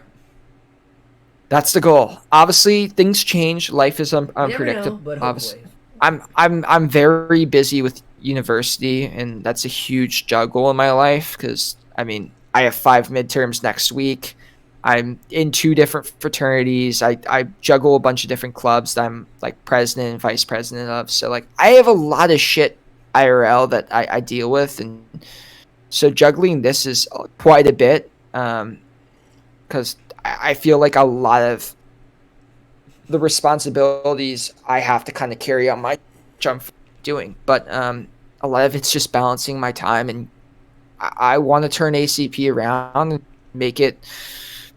The goal is to shoot for the top, and obviously I have immense respect for TCP and what they've done to grow their army and maintain their status at the top. And you can look at what they've done and see how they've kind of catered to a certain niche in the community, which a lot of people flock to. Honestly, I probably would have flocked to too if I was not an ACP, because they kind of cater to that OG mind of just the way they structure their army, and it makes it a lot more enjoyable. So, I mean, the goal is to shoot for the top, and if anything, I think my biggest goal right now is I want to not only like solidify ACP as like a number 3, number 2 contending army. I to build us up to be a number 1 army, and like I'm not trying to tear our TCP down or anything, or knock them or anything, or shit talk. But I think it's a good goal to shoot for the top and obviously try to contend with them. And right now, I don't think we're gonna knock them off the pedestal in a month or 2 months. That's gonna take time, and we still have a lot of plans that we have to kind of unveil and work on. So it's a progression.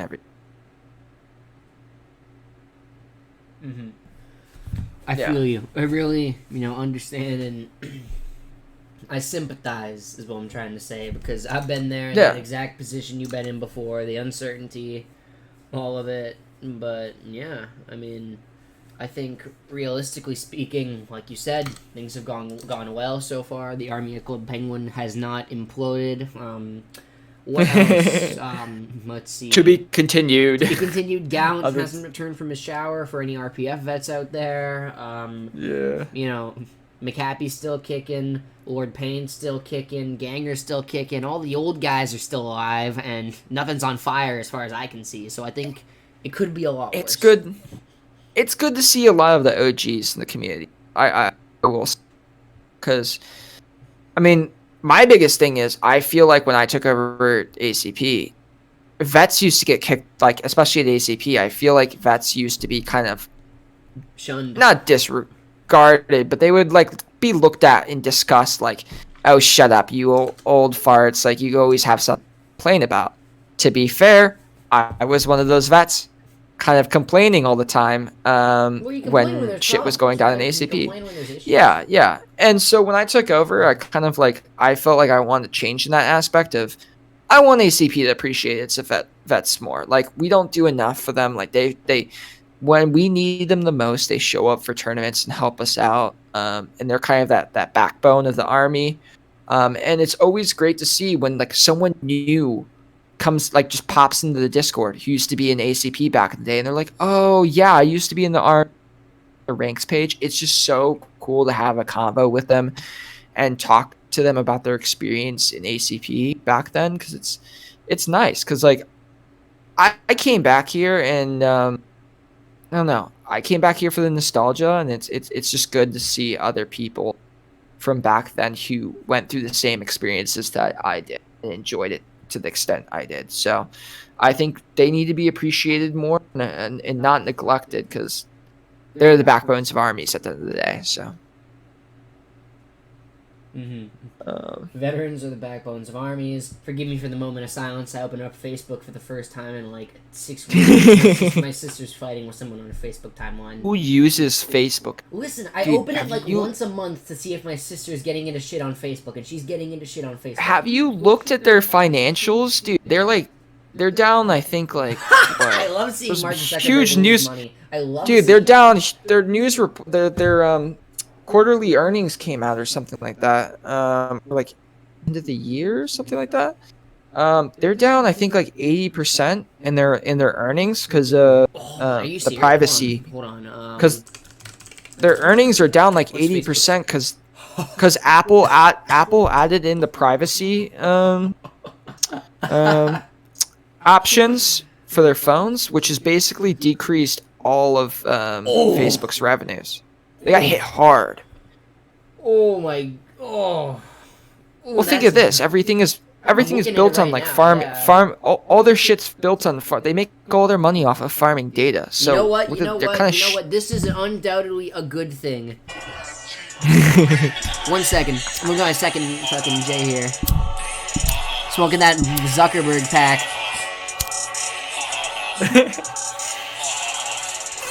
Oh shit. 1 a.m. I love seeing 2 a.m. Apparently they lost 2 a.m. Cove chats. 650 billion. 2 a.m. Cove chats. Best. What can I say? Laughing to the bank, man. That's fucking beauty. Sorry, that's a distraction, but I love seeing bad people lose money. I love seeing it. You love to see it. And this is very important to the army at Club Penguin because, as we know, CalgoCubs is famous for using Facebook data mines to accurately advertise to recruits on Facebook. Oh, fuck. Don't tell them that.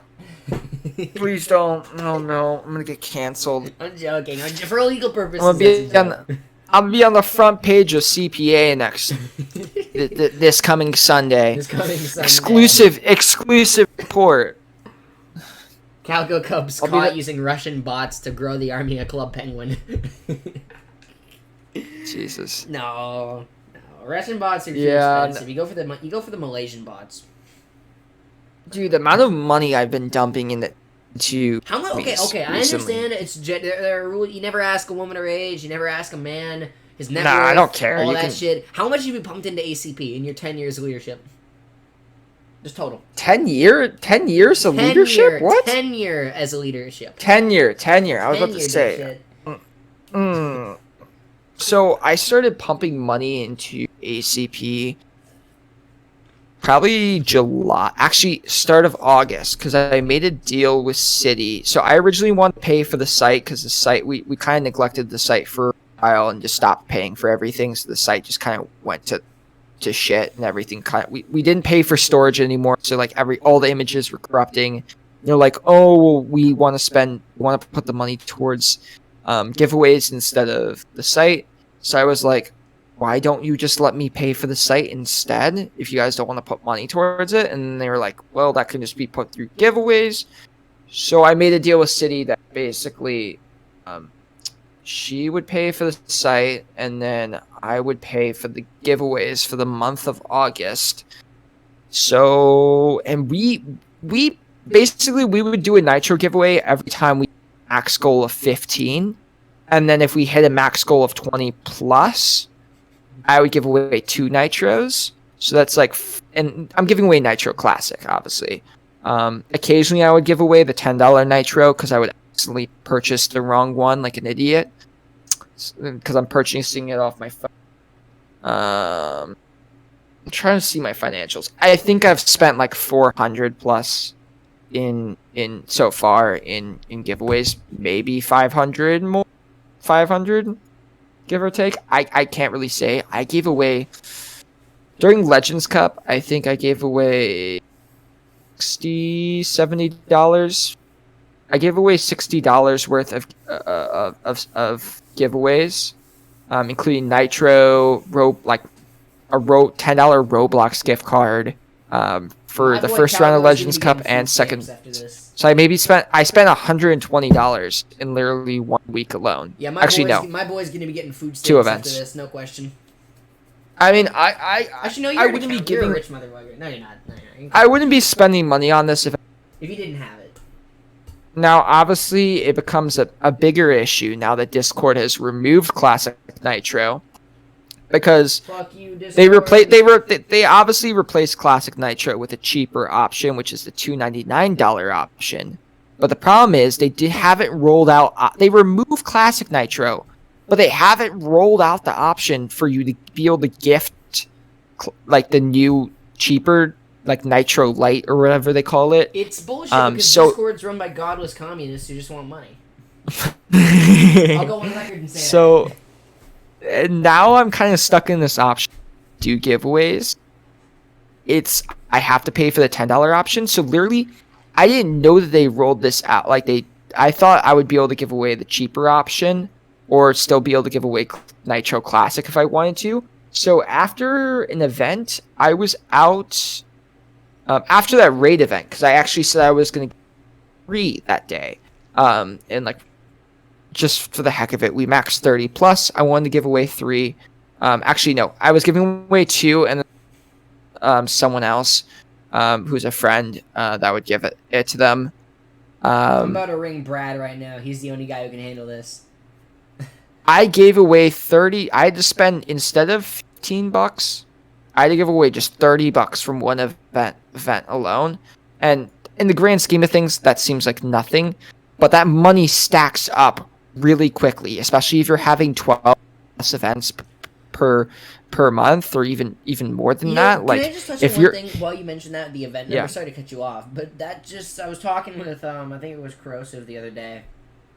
When I came up in armies in 2017, RPF did a lot more events. Do you know how many they did? Wait, what's that? Do you know how many events RPF used to do? And I was, not to sound like the old guy, but when I was in RPF back in my day. How many? Okay. How many? Okay. Now, I might be slightly wrong on this, but I remember at one point, at least for a period of a little while, a couple months-ish, in probably 2017, 2018, maybe 19, RPF had a system. There was an Asia event, a US event, and an EU event. 3 events per day. 7 days a week. For a period of time. And I remember going to all of them. So how many events did that total up to? Well, that's 7 days a week, times 3 events per day. That's 21 events per week. Because I think the most that ACP kind of did, when ACP was I'm looking at it right now. I'm looking at the attendance sheet. Rise? We're talking like 2020? If we're talking like 20, I'm talking about 2021. Because the attendance sheet only goes back so far, because we didn't start doing it until probably 2021. I think the highest numbers from what I'm looking at the staff, like just the staff attendance, not the troop attendance, since that shows like, I'm looking at the highest attendance for members. Some of the staff were attending 35 events a month, which would break down like, let's say Belle, Blossom Belle, who's one of our coordinators, she's been a coordinator for ACP for years, like since like the beginning, and she's stuck around the whole time, has like almost never missed an event. Like, she's super dedicated. She attended 35 events, 15 Asia events, 17 UK events, and 10 US events, which is insane. Now, keep in mind, the 35 events, I don't even think that's the maximum amount that we had that month, because I can see she didn't attend all the US events. She didn't attend all the UK events.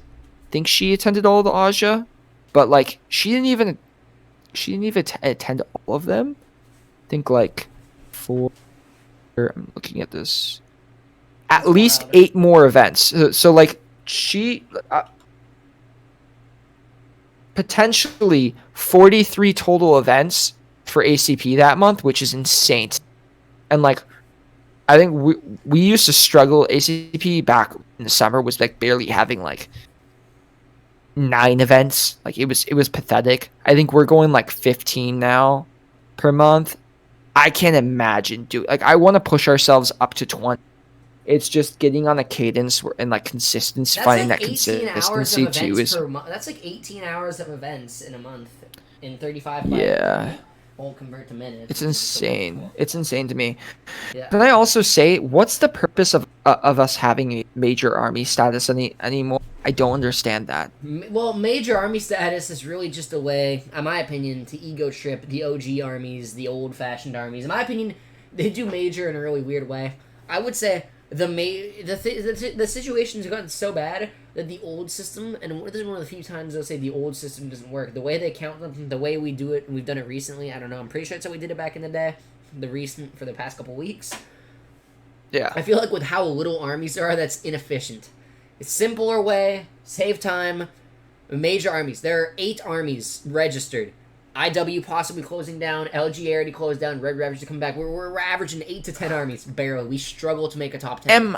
We struggle. Am I stupid? The top 3 armies in every week, each week. So this week's top 3 are the major armies, right? That's how I would do it. But I don't even know. Am I stupid in the sense of we shouldn't even major? There are no major armies besides Templars at this point, dude. Because that's the kind of premise I push is almost every army that's like maxing 20 plus. A lot of the days that they're maxing 20 plus are like when they have like very big important events such as retirement events, inauguration events, or they're pushing their allies to show up. ACP is guilty of it too, but like most armies do it so they can kind of just say that they're still major army status, but we're just kind of like trying to push ourselves up to that so we can maintain it, but none of us can really actually do it on our own. I don't think. I just don't see the point of it because they're back in the day it made sense because there were tons of armies.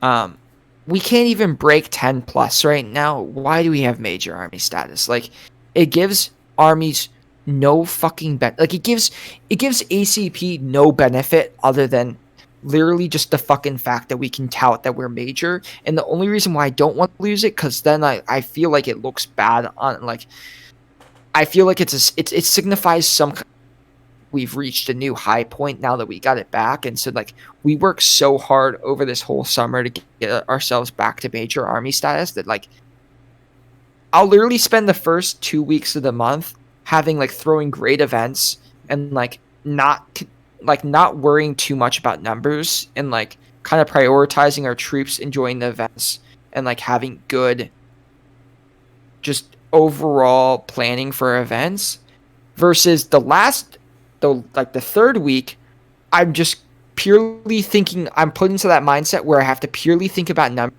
figure out how I'm going to max 20 plus without any worries in mind and get us over that mark. And so I feel like it leads to this bad incentive of rather than trying to push for having good quality events, I'm going into this mindset of, well, we need to hit this max of 20 so we can maintain the status because I feel like it's a bad look in my leadership if we lose what we work so hard for, if you get what I mean.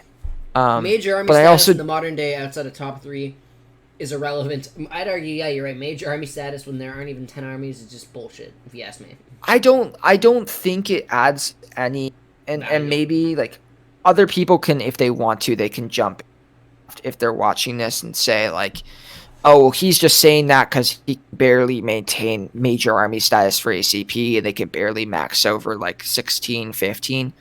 Fine. That's a fair statement to make.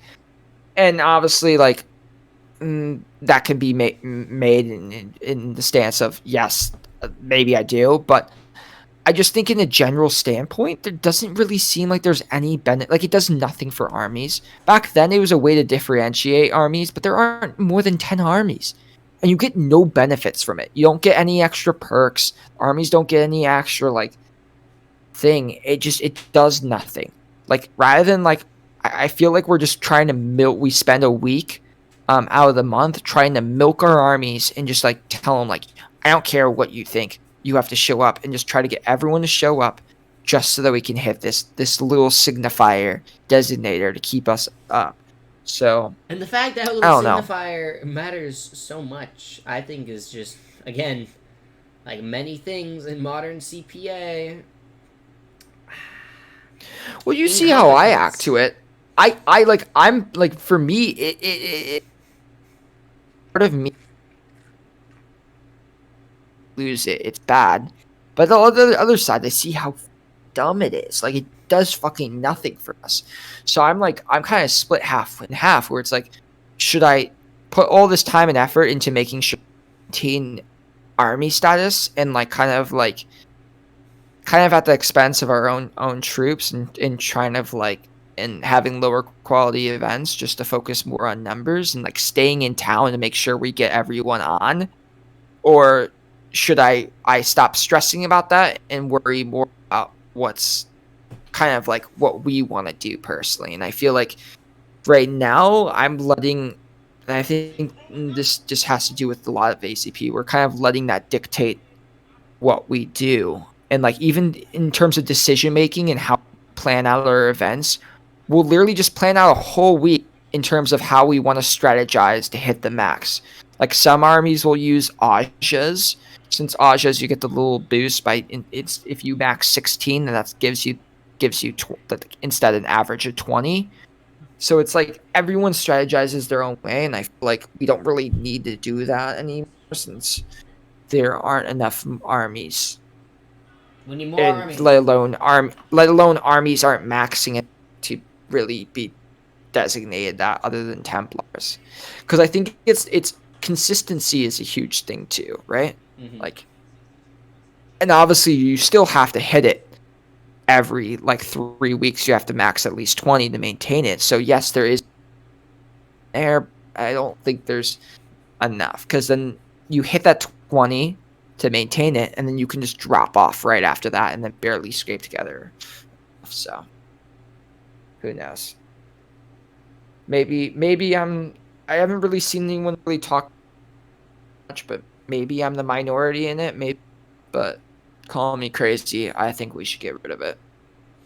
I can see that argument. That's fair. I feel like any argument where it's good in the end or not needs to be discussed, because again, if you don't discuss arguments, it goes back to what we said earlier. The league is the head up their ass kind of thing. If you don't discuss actual, debates and arguments with all that, I mean, you know what I mean? Yeah, and that's something I might bring. It literally does nothing. I don't see the point. I see it as more negative, because armies are just kind of, rather than building this, planning out this whole week around expects, they're planning strategically how to milk their numbers to get themselves up to that passing point.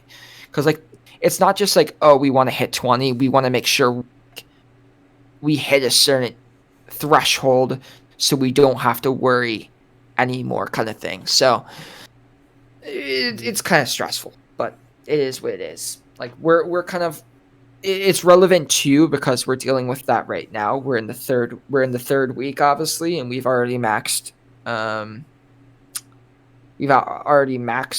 past the 20 for our first event this week. We just got to do it one more time, which is later today, but it's stressful. Oh wait, speaking of which, I want to bring this up because this is really pissing this at Europe.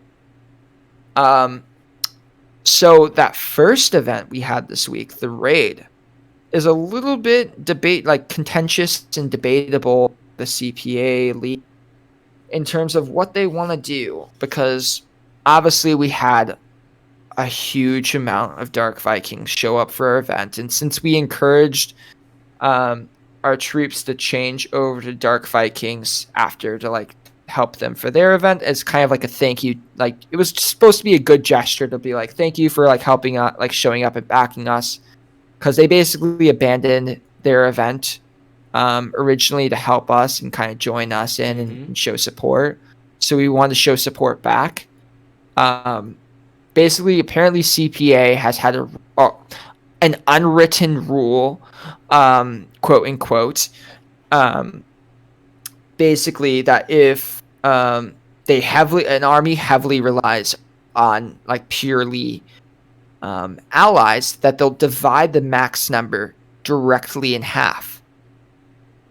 What? And that kind of, yeah. So instead of maxing max 15, to some sense, one, I think that's fucking stupid.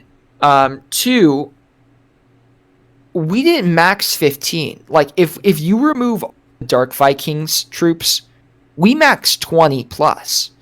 So that makes no fucking sense. And like at that point, you're penalizing us even heavier than like I get it. Like if it's that much of concern, I get removing the Dark Vikings troops. Like obviously, allies attend for each other and it boosts their size. So I see this double-edged sword, like this kind of like hypocrisy, kind of where like they let allies attend for like a bunch of different armies. It happens in almost every army where allies will attend to it for each other to kind of help boost their numbers. But then obviously there becomes this threshold of what makes them decide they're going to cut us in half now that like that happened. And from what I've been told is it's because we encouraged when allies attend for each other, it's used when armies encourage their troops to attend for the armies, then it becomes a different thing, which I get. But now they want to cut us in half instead of just count the 20, and so obviously they haven't ruled a decision on what they're going to do. We came to them the proposal, and we even like literally marked up a whole max size to show that we had 20 troops from our own army in game. And we sent that to them and we're like, can you just count this instead? Because that makes more sense than cutting us in half and penalizing us heavier. Like I'm fine with you not counting the full 30. That makes sense. I've been asking since Sunday for a response and update from the CPA team on what they're going to do and what decision, because they haven't ruled yet and given like a public decision on what they're going to do in terms of our size for like the top 10. And I've been asking for a response and they keep on giving me this thing of, we still haven't figured it out yet. Well, when are they going to figure it out? It's fucking Saturday. Literally, they come out with a top 10 tomorrow. And the other thing, like, they're fucking us over in the sense, if they just down to 15, or even hit us even heavier than that, and come out with a decision, it's the end of the week. This week is also our make or break week of whether we maintain major army status or not. If they decide like to cut us in half down to 15, then obviously like we have to completely reevaluate maybe we need to have more events, try to max a higher size. Maybe to they're plan gonna ahead use that rule to fuck you over and kick you off major. Well, that's the thing. What's I'm the like, point if you're of you gonna being there at that point? if you're gonna make a ruling, like a heavy ruling that can affect our major status, give it at the beginning of the week or give it early.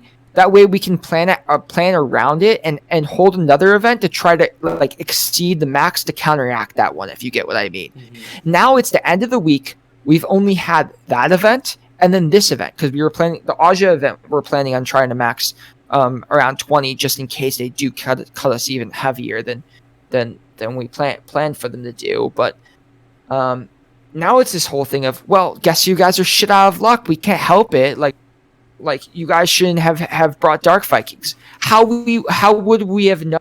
They had no rule stated publicly about that. But it makes no fucking sense at all to me, and I'm fucking appalled. And this whole major status thing, it's like they can't even keep in consideration that big week for us. And if they really think it's okay that they can just, we're gonna cut you guys in half the day of. well, you know what? You fucked us over, because if you honestly told us straight up what you do, or made a decision rather than procrastinating and waiting to the end of the week to issue the decision, that's fucking on you guys. Like, they dropped the ball heavily. And I'm fucking speechless. Like, I'm hoping they just give us the 20 and just call it a day, because we fucking max 20. I'm fine with you guys not giving us the 30 max size. That's perfectly okay. I respect that. But at least give us the 20. Don't cut us fucking in half. That makes no fucking sense. Well, and in that sense, if they do that, I'm just gonna be infuriated, because all that hard work and effort that we put in these past couple weeks this summer is gonna go fucking straight down the drain, just because of fucking stupid decision that they made that makes it's not even based in like any sense, like actual sense, because we had a max of 20, like a max of 20. 15, like, no, we didn't max 15, we maxed 20, and this does not include Dark Vikings. We maxed 20. So why the fuck would you cut us in half, let alone not even tell us to the end of the week? So I'm just saying, like, I'm praying right now the CPA doesn't pull some quickie and just be like, oh, not our fault, we can't control that. Like, we obviously, like, we were busy this week, well, this goes down to transparency, being open about things, and being on time and being timely with decisions. If they fuck up something as simple as this, I lose all faith in the administration, like complete at that point, faith. If they fuck that up and fuck up ACP, at that point, just withdraw from their top 10s. But fuck you, because that's what I would do. But then again, you're more diplomatic than I can be with that. Yeah. I like careful in my decision making, and I've obviously exercised a lot of different leadership styles within taking up leadership a month ago, and so, like, I've been testing the waters and trying new things, trying different methods of leading, and some have worked really well, some haven't. But I don't want to rush any decision or so pay them. I haven't been giving shit. I've been patient with Spotty and been checking in and been like, hey, and I've been really nice. I think I've been cordial and nice about it. I haven't been giving them shit and shit talking them. But I'm saying this now on here, in the case that if they do screw me and ACP over this Sunday, we will fucking know, and I'm gonna throw a fucking fit, because that's fucking bullshit. Mm-hmm. And I'm not gonna tout like bias. They just want to fail. I'm gonna tout the fact that they're just incompetent and they don't know what they're doing. Mm-hmm. So,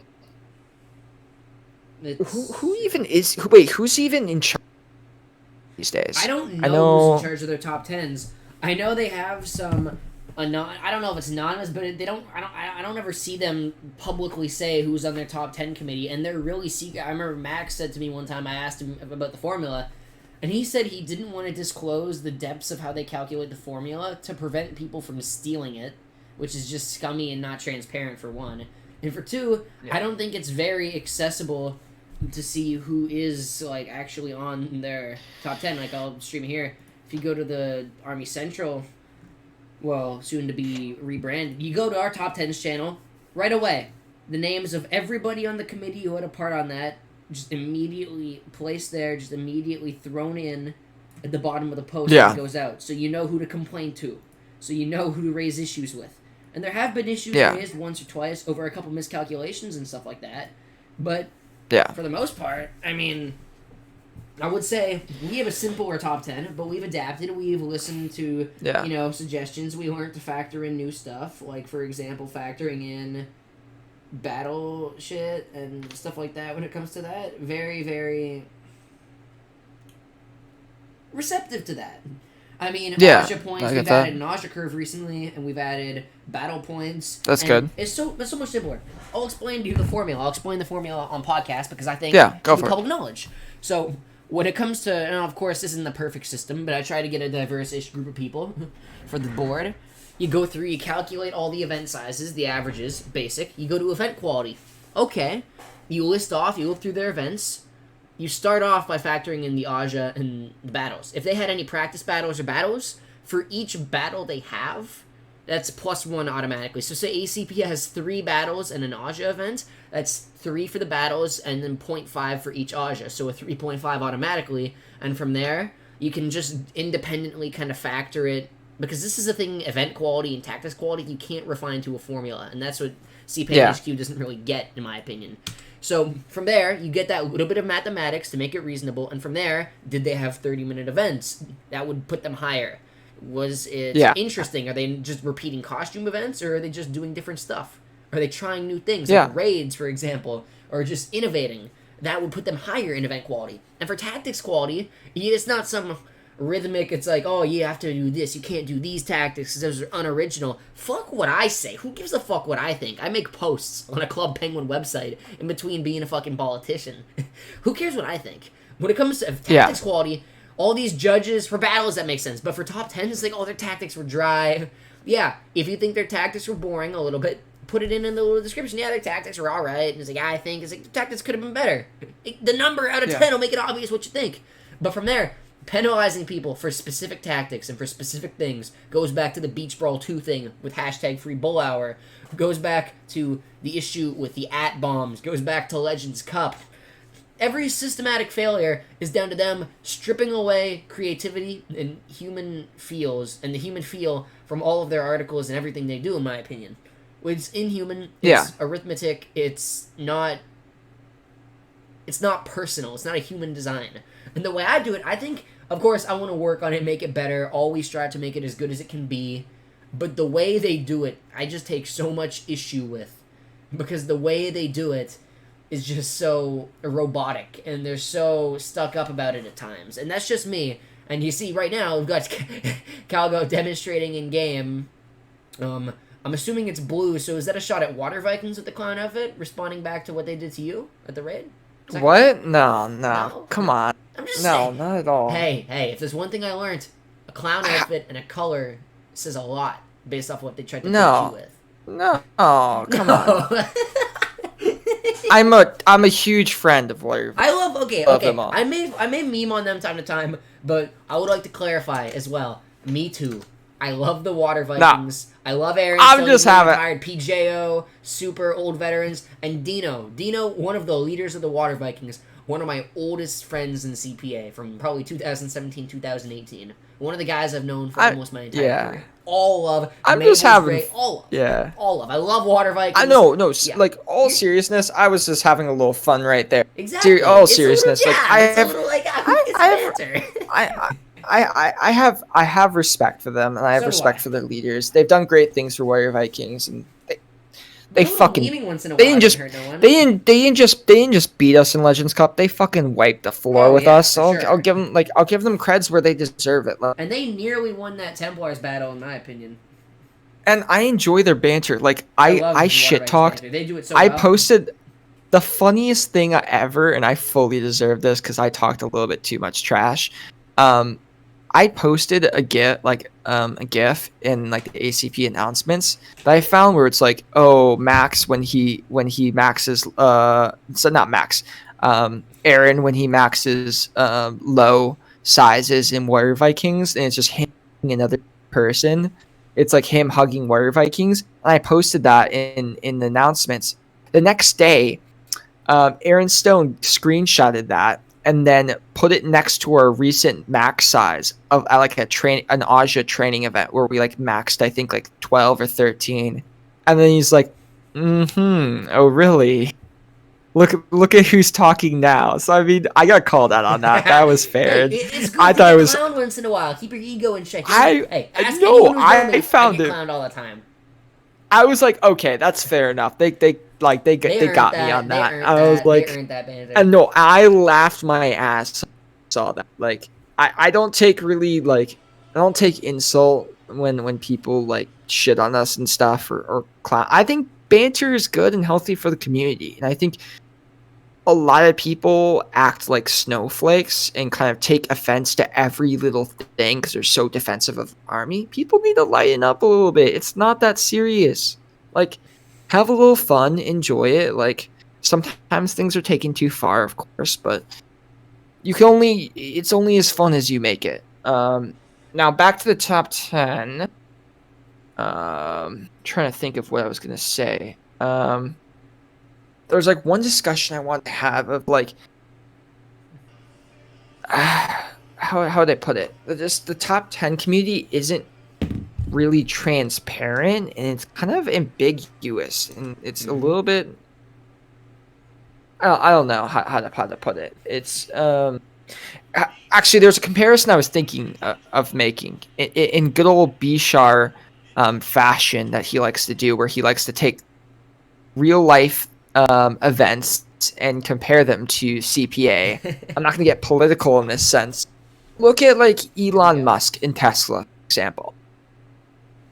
They literally put all of their plans for how they make their electric cars, and like all their software. Their software is all available for the greater good. Yeah, they're open source is what I meant to say. They made their software open source, and other companies can just nab it and use it. And you know what? He did it for one, because he believed that strongly in his own company, that despite that they were going to still stay ahead of the competition. And two, it was a movement to help the whole community and work as a general, because he wanted everyone to switch over to electric cars and like all car companies to switch over. So in that sense, I think transparency and openness can be beneficial. And I think if you're that, like, obviously this, I think, shows a little bit, in my opinion, them not having confidence in their own system of how they do top 10s. If they're that scared that like people are gonna, obviously I've heard some things of like, if they're that scared about releasing the way they produce the top 10s, it's obviously they don't feel confident in themselves and the way they do it. That's telling. So very telling. Yeah. And I think transparency is good because it establishes confidence from the community in it. And like, if you have confidence in the way you run your top 10s, like, and believe in yourselves, like, other news sites may pop up and rip your top 10s. But the difference is, if you guys do it well enough and you guys are the most established, you're still going to stay on top so long as you stay on things. Like, think about they need to think more about how this benefits the whole community. And like, CPA shouldn't be like CPA for just itself to like, yes, probably there's people in that like the league and org who just want to establish themselves as some figure, or reach legend status, or do something to gain notoriety. But like, at the end of the day, CPA is there to serve the community, not serve their own interests. Mm-hmm. And so like, they have to stop thinking about, oh, well, we'll get nabbed and then we'll get like, I need to stop being fearful of getting dethroned or getting knocked off as the superior. If they they deserve it. I'm just the guy with no media experience who got angry. He's like, fuck you, because I was so dealt. I shouldn't say fuck you. I don't believe that. I love those guys at heart. But when it comes to it, I don't know what, for one, on a mental level, I don't know why they're so afraid of me, for example. Yeah. Like, for me, I'm just some shithead army guy who's good with VC and tactics and relatively charismatic to the bare minimum degree, who in like August got bored, started up a shitpost news site with Raticide and Logan, and then evolved that, got Legends on board, and just by, principle and determination, apparently they consider me a threat to some extent, which I don't really get, because I don't like to envision myself as a threat. Because we want the same thing. They want the community to be good. I want the community to be good. But the issue is the way the community becomes better. And, as they would say, fucking Xbox 360, get good, kid. Like, you get that by seeking out competition to keep you in check, to keep you better. Like, you need someone to tell you fell off when you're falling off. You don't want yes men. And I feel like that's what they've devolved into. A bunch of fucking yes men. Yeah. I mean, I find myself having the same issue at times too. Like, I can be the same way. Sometimes it's like, I don't want to even it's like, oh well, has to happen. Well, not even that. Like, sometimes like like even in my own staff team, like I want us to make a certain like go in a certain direction or make a certain decision, but like I also can't ignore what my like I can't ignore the opinions and like and what my other HCOM want as well, and like 'Cause it's I a have to terrible way keep to their run. interests in mind too, because we all have a hand in how we lead ACP and bring into the direction. So it's like obviously I have my own interests and goals and what I want to achieve, but I can't just ignore the troops and everyone else, and I have to keep that in consideration. And sometimes that's why I take a step, like be super ambitious, and then we'll take a step back and go from there. So it's a day by day thing. I can't always do what I want, and that's perfectly fine. Be a good leader. You can't just lead for yourself. You have to. What's the song? So. You can't always get what you want, whatever it is. My mother would be proud of me for referencing that. But, you know. Yeah. But of course, when it comes down to it, you can't always expect to get your way. You can't always expect to have a 100% success rate. And I feel like it's that mental issue of how they think about it and how they feel about it. That's what's fucking them up. That's what's fucking them up. And I'm extremely passionate about a lot of things. So am I.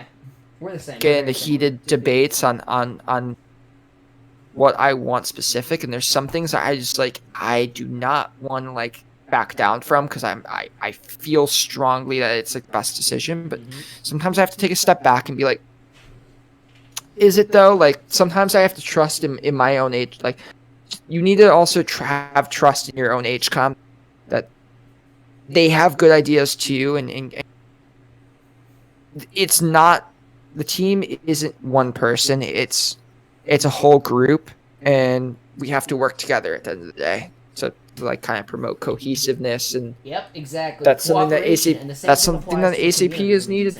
So yeah, we are on the exact same alignment on that, and I think I wish I could get them on the same board because fuck. Yeah.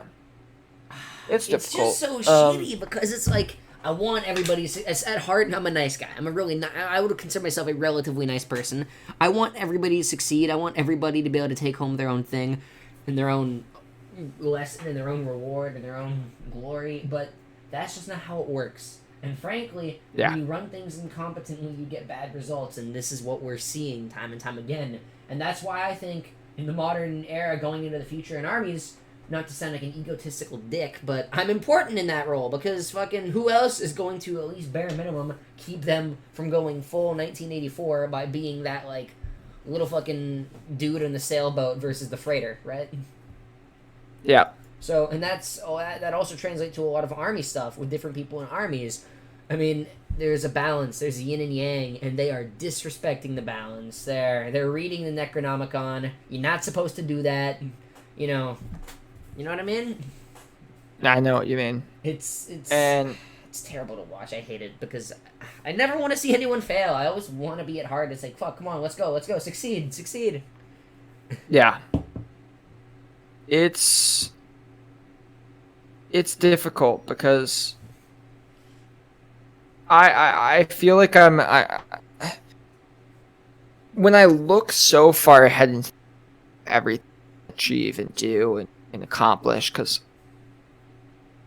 if you put into perspective, only 2 people have kind of like hit the term limit and have led for the full year, however long it is. And that's like for armies, that's leading for that amount of time is a long time. Mm-hmm. But also when I look at how much I want to accomplish and what I want to do and everything I want to implement, you never have enough time. It seems like it's going to go by so quick, and it can be discouraging at times. I'm like, that's why I'm like, a lot of people ask, I'm like, why Calgo? Why aren't you sleeping? Like, I'm getting yelled at by my advisors to go to sleep all the time because I'll be pulling all-nighters. Last weekend, Sunday when we did the raid, I was supposed to go to sleep right after the raid because I pulled an all-nighter to make it to the raid and plan things out right before. And then I ended up staying up later, probably like 29 hours straight. I stayed up for because I had to attend the board meeting. I had to deal with doing event posts, dealing with some political stuff, planning out the Halloween event like week coming up. It's just there's a lot of stuff that like needs I don't know, how would I say, there's we have a lot to do at ACP and a lot of things we want to change, and sometimes like we don't have enough right now. We don't have manpower to go in terms of help, and so a lot of that falls on, which means I'm staying up later, and also like I'll get home from my university and then I'll go straight into this and focusing on this and trying to turn ACP around, handle issues and with people in my DMs asking for changes and stuff, or asking for something to be added.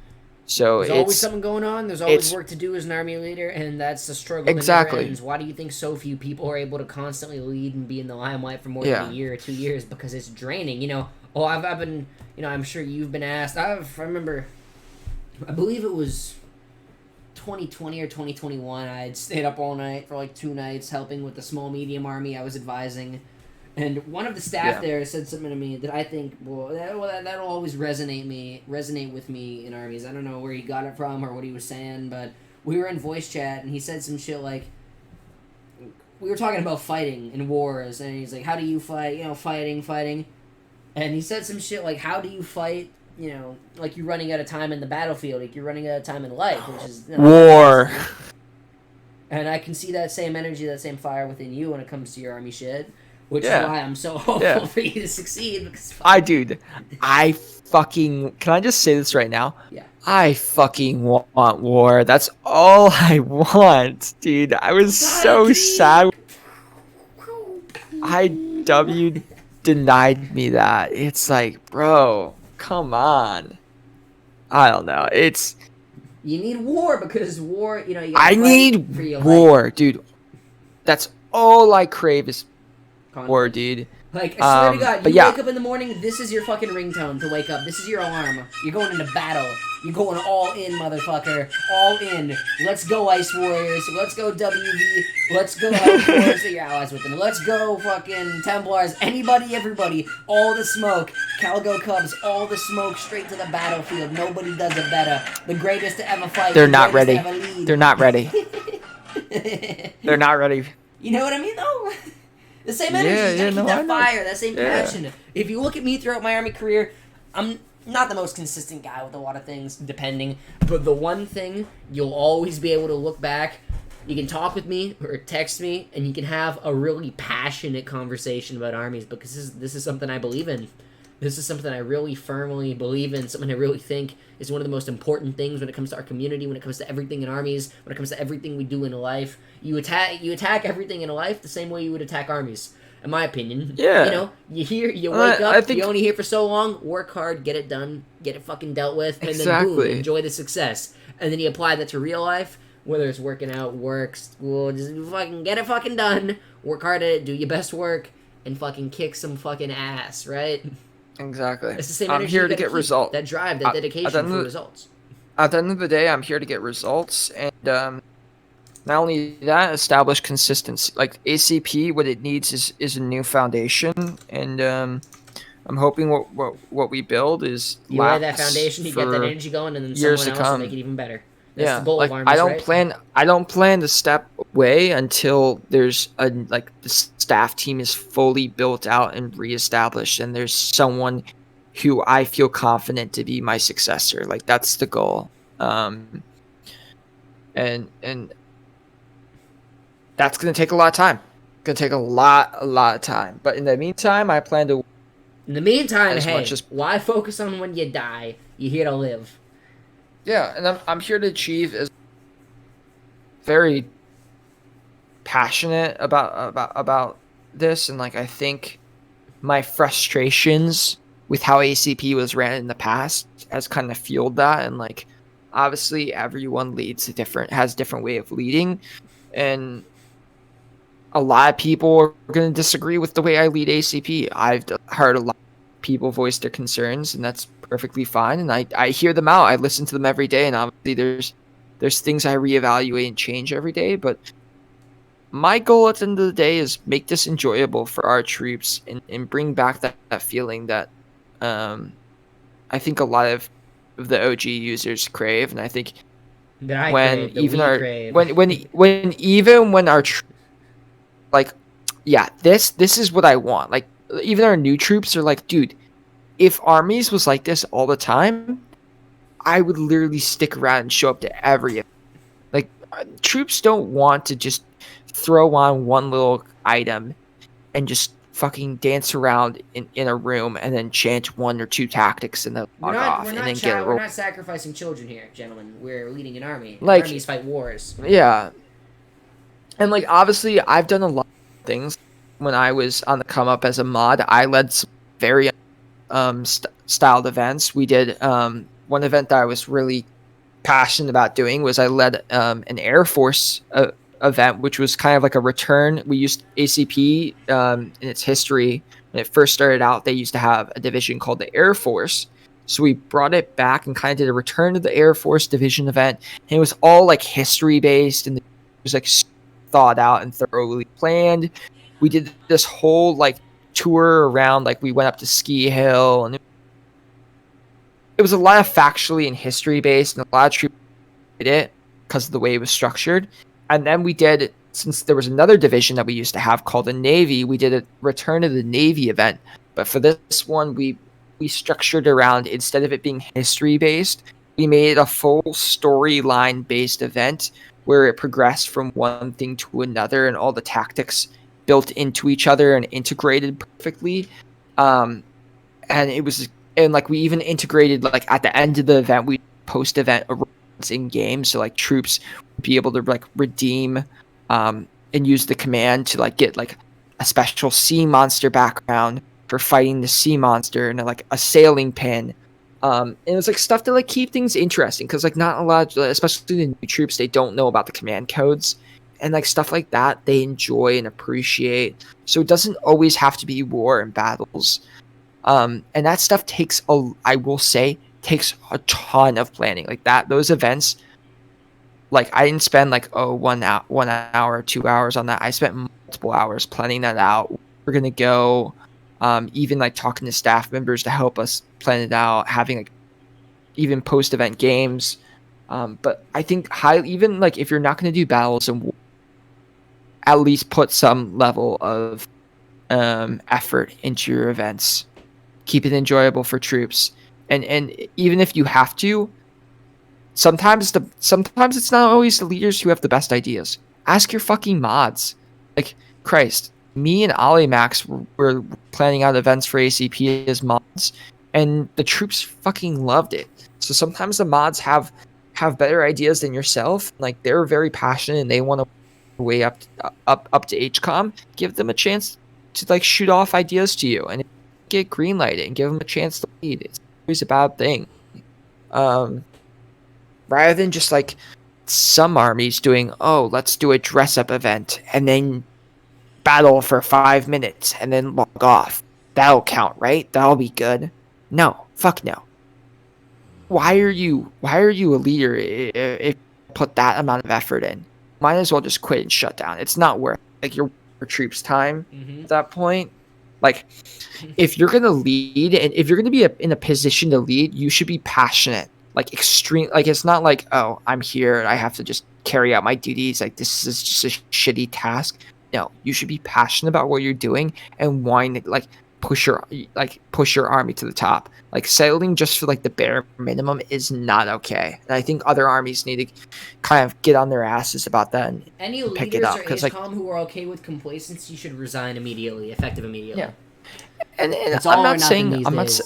I'm not saying this is something that's widespread. There's a lot of leaders who do fucking job. Great. But there's just as many leaders who do the complete opposite. So I'm just saying, we can do better in this community, and I think we should all push ourselves to do better. And and I think this isn't a bad thing either.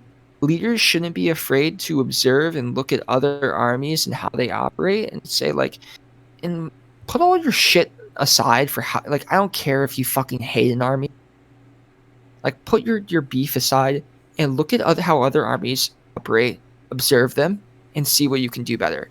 Leading up to my leadership, I spent time like not only looking at ACP and observing all the shit we do wrong, but also looking at other armies and even sitting in like on like some VCs, and like for VC leading and just events and observing other events and seeing how other armies that can do a lot to just help you look at how you can do better and improve your own army, and that's not a bad thing. And I think we need to do more about that, like more on that rather than just isolating ourselves. So not enough armies do that in my. So don't be afraid to look outwards as well. Mm-hmm. It's very, very difficult in the modern state. I completely feel you. I mean, yeah. Speaking of the state of the community, what do you think? Do you think there's hope from here? Or do you think we're dying here? You think this is the hill we die on, or the last generation? What do you think? Who knows? I think. It's a hard question because right now I feel like we're not the people who are coming in the door, like the new recruits.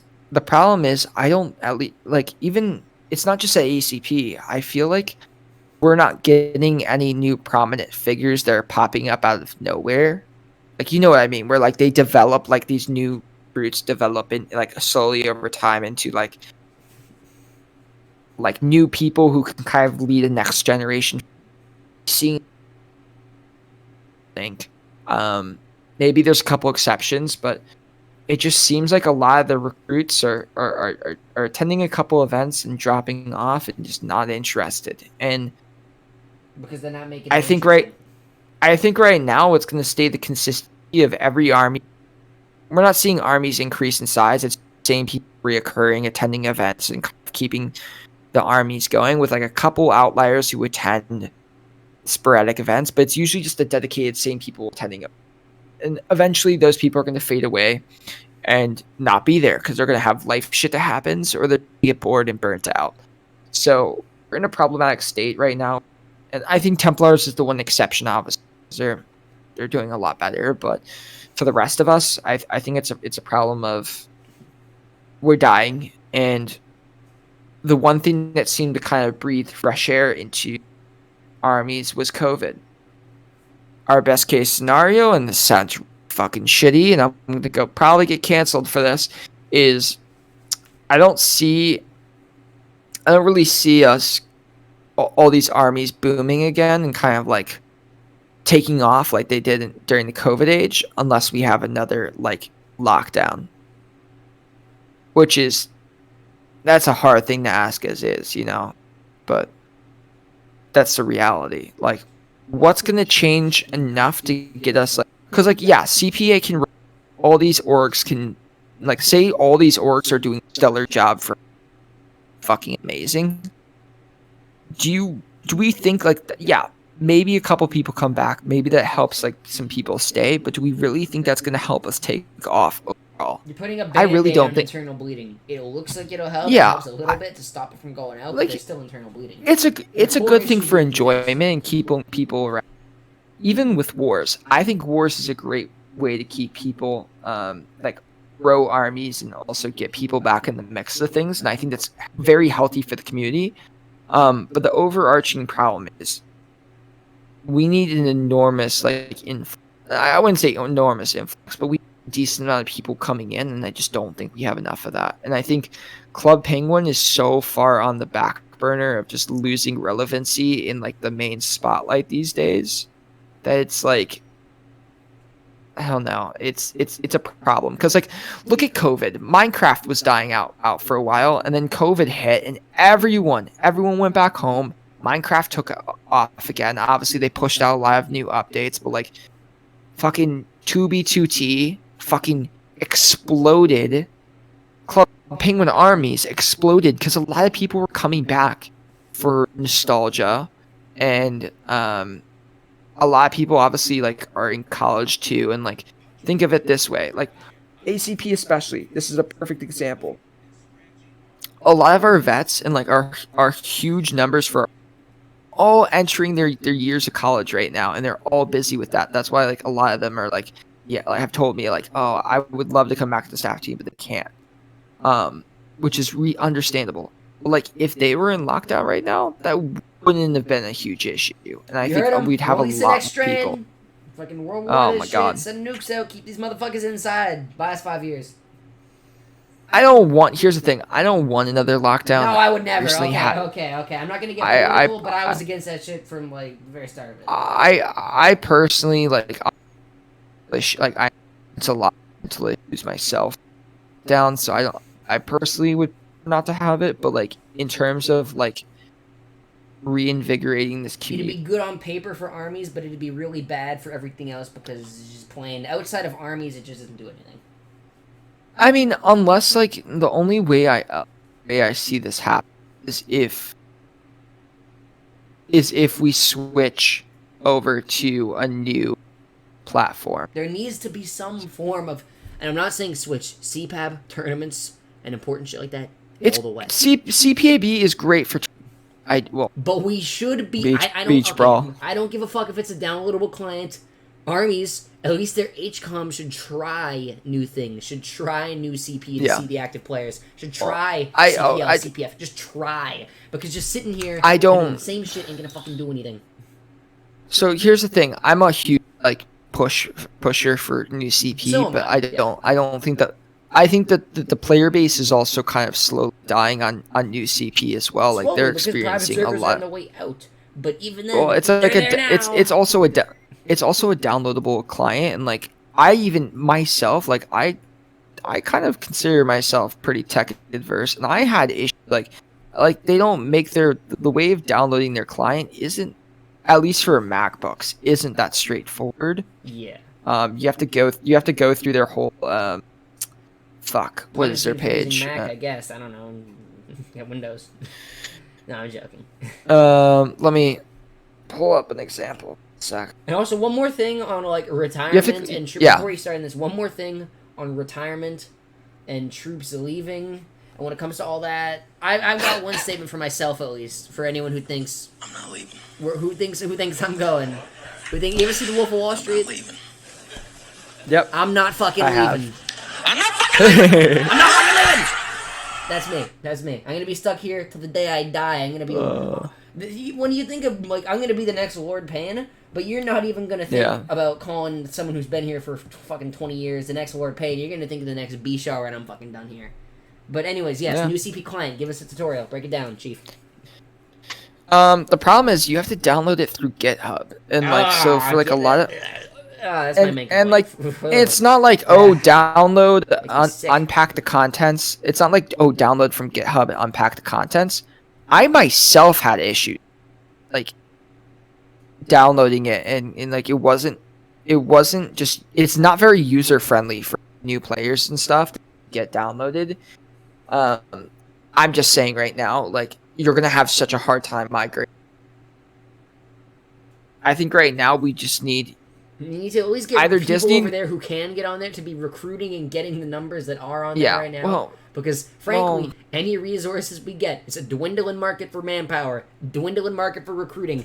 Even if it's a couple hundred or a couple thousand people overall, which I know it's more than that, it's in the tens of thousands, I believe, you gotta fucking grab something, man. Something. I will say this right now, I don't think we've recruited heavily from new CP, and new CP encourages our, like says they don't ban, like they've given us the go ahead to recruit off their platform, like not Discord, but like in game. They said like they don't ban armies and they encourage it.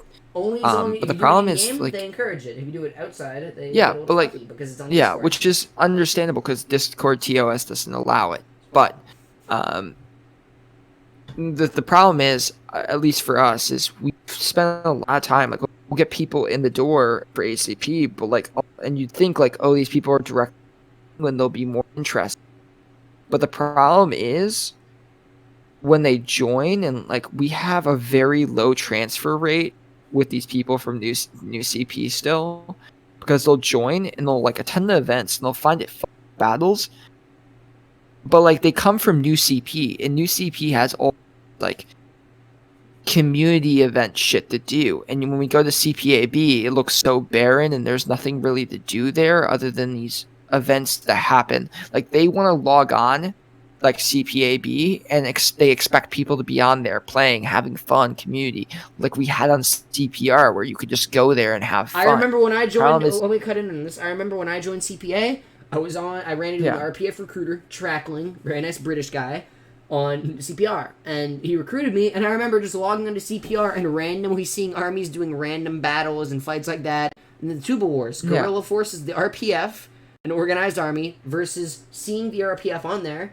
As a natural reaction, a lot of CPR players started to band together into the Tubas, a disorganized guerrilla force, and fight RPF. If we're at least hosting some events on New CP or CPL, what players are there will see us. They will see I us. know, but it's the fact of they see CPA like inferior like client, and they don't understand how armies work, and we have all these lines explain it to them and stuff, and it's very done. Well, at that point, we may as well make efforts to grab whoever is there. But like, I know, and I 100% agree. Transfer rates and success rates, and at least so far, and it's like we were like ACP was like heavily pushing new CP recruiting and trying out new things, because we've obviously our recruiting force has been a failure like past year. So it's just like the problem is a lot of troops see it like, well, I just want to go back to new CPs. They'll maybe attend one event, and then they'll just like kind of quit after that. Exactly, which is why we need to pursue integration, new CP, balance, right? And play on new CP, because the problem is like CPAB isn't built for the community aspect. Like it's built for battles, and that's about it. And that's not a knock at Super. Super's done a fucking spectacular job. I love Super. Propping this army up and like this army community up and keeping it alive. But right now, it's not sustainable. It's not sustainable though. You got to keep moving. You can't just sit here and rest forever. If you sit here and rest and constantly, I'm out of breath. Things are. You're never gonna get anywhere. You gotta keep pushing through. You gotta keep pushing the energy. It's all in the energy, man. Right now, we need something more, and it's either we need something, either just a relaunch of Club Penguin, which I ideally do not think is gonna. Hey, like I said, I understand it's unlikely, but don't count me out yet. I know, never say never, and like, but like I just think in terms of never count out a B-sharp plan. I'm thinking from like a corporate stance of how Disney treats things. I don't think they're actually Disney. And I also don't think I don't see them actually selling to you in case they ever launch it. They're just like they're either gonna sell it, which is unlikely, or they need to relaunch. They're very possessive. Social pressure. That's my plan. Social pressure. I think the most likely option that pops up is we get a new option. The problem is I don't really see if there was a social media campaign to bring it back, it would show that there's a popularity, and there would at least draw people to private servers to play while they campaign for the game to come back, which helps the cycle of recruiting. You know what I mean? So here's the other issue though. The most likely one that I see actually still seems pretty dark is that we get a new option similar to CPR. Yeah, let's just say rewritten, not another option. Like, let's say we get an option like CPR. It's events driven. It's you download it. There's no like pedo issues or anything like that. It's your perfect stance. The problem is you have this in a perfect on paper. It's perfect, but the one problem is they're starting off new and they don't have a player base. And I think a lot of the like CPR, Club Penguin Online, a lot of them, and maybe I'm speaking out of my ass on this, but because I wasn't around there during COVID. Well, I was, so I'll tell you if you're speaking out of your ass. Well, I can analyze from what I've seen, not really seen firsthand, but like seen secondhand, is that a lot of them benefited from like, obviously a lot of them were open and very big prior to COVID, but I think COVID also kind of accelerated that effect and take off even more. It was a boost to some degree. Also, I think all of them really launched after like the fact of like Club Penguin shutting down, so they kind of rode on that wave of people looking for a new place. And now I feel like after Rewritten shut down, everyone's scared to like launch a new and also I feel like everyone who was looking for Club Penguin kind of drifted away, and it's kind of like falling out of relevancy too, which is a big issue. Going And Toontown. We can't let it go Toontown. the other issue is like all those people too are like growing. Like think of it this way: like a lot of the people in the army community who in the OG days, they're all growing up. Like everyone who played like OG Club Penguin is going to be like super old. They're going to move on to bigger things in life. Like I know, realistically, I would love to stick around after my tenure at ACP, but I don't know if I will. Like that, and that's a reality. I might move on to greater things in life. Like obviously, like, it's moving quite quickly for me, and big plans outside of just Club Penguin. I run several like nonprofits and other communities, ACP as well. So it's like I'm constantly doing something new and trying to be a better person and improve. But I don't. CPA will be. Yeah, I feel you. I'm the same way. CPA is something I hold very dear to my heart, so I try and stick around as much as I can, and a meme about never leaving. But at the same time, yeah, I do nonprofit shit with NAMI. I do political speeches. I'm fucking doing shit. So CPA is like my full-time shit, but I fuck with it. So I came back to CPA because I felt like I left the community at such a I don't know. I felt like I left with just kind of at a really bad point, and I didn't really get the closure that I needed in 2010. I quit armies out of rage because my goal originally in ACP from 2007 to 2010, rough give or take. My goal originally when I was around 7 to 10 years old was I want to be the leader of ACP. Obviously, I got removed out of the ranks page for inactivity. I quit. I went to a couple other armies, but it just wasn't the same for me. I always had that goal of I wanted to be the leader and kind of do a lot of great things. Obviously, I was really immature back then, extremely. I was unbearable. If you read some of the messages I sent, it was bad. I don't know how anyone put up with it. But I came back because I felt like that was a huge part of my childhood. Kind of didn't fulfill what I wanted to, and I wanted some kind of closure. I feel like I'm going back, kind of finding myself going back and trying to check off things from my childhood and kind of say, yeah, I fucking did that. RuneScape was a huge part of my childhood, and I'm about to max out my account on skills soon. It takes a long time to do, but it's a goal I want to check off to kind of say, yeah, I did that. And for armies, I realized that my goal was originally just to be a leader and say, yeah, I led the army. And now my goal isn't that. I've hit that goal. Now I have higher goals. I don't want to just be the leader of ACP and then quits. I want to solidify myself in fucking history as someone who led ACP back to greatness and kept it at greatness even after departure. And I want to just kind of write my name in the books. And obviously that's not something that's a huge shot in the air, especially just the way it is right now. It's going to take a lot of hard work, and that's not something that's given. That's something that has to be earned. I'm the same way. When I my goal in CPA was, and still kind of is in a little way, to write my name into the books here. And I don't even know if I've done that, frankly. 5 years. Everyone wants to do that, but it's not just to write my name in the books. Well, of course not. I want to leave. I want to leave with the satisfaction that I can leave and ACP will sustain itself and not only just be fucking successful and literally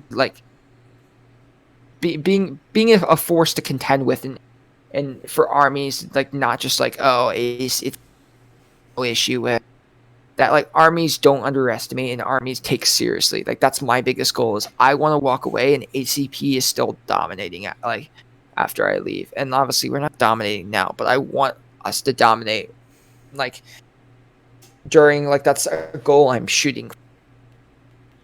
If you're not aiming for the top, then what the fuck are you doing? especially as leaders, like you should want your army to be at the top and shoot for that. So Yeah, that's pretty much all I have to talk about. Let me check, because I know the PJO one was 223. 233! You hold the record for the longest Cove Chats podcast, Calgo. How do you feel? let's fucking go. I felt like it's like the last 5 minutes. Like, keep talking. No, I'm joking. That was me. That was me. I was trying to drag it out for you because I know you want. That's fun. It was good. This was a great podcast. I had a lot to talk about. A lot of about. good information. Yeah. We're still on right now. We're still counting time on it, frankly. But really interesting, really great to lay out the perspective of the Army of Club Penguin and a bunch of stuff. I think this is really, really good, really great podcast. One of my favorites, up there with the PJO. Thank you. For sure. I think you concise job answering the questions, interesting mindset, interesting ideology. I hope to God that the league sees your complaints for the top 10, because if I don't, God help them, because I don't know what you're gonna do. Don't I have a lot of complaints. Don't do anything that I would do, or don't do anything that I wouldn't do. You choose. Have fun. This is true. Anyways, this is true. Yes, this has been Cove Chats with B Sharback 2. Once again, if anyone wants to do a podcast, DM me. Some real important. Nah, I'm joking, not to be important, but anyone who feels like they got something they want to say, something they can get out in 10, 20, 30, 40, 50, 60 minutes plus, any time frame, I don't care. I'll sit here for 9 hours and talk with you. I do it all the time. It's just differences in recording it. Anyways, thank you again for Cove Chats with B Sharback 2. This has been B Sharback 2 and CalgoCubs 21, leader of the Army at Club Penguin, and I will see you all in the next episode of Cove Chats with B Sharback 2. Hey, thank you all.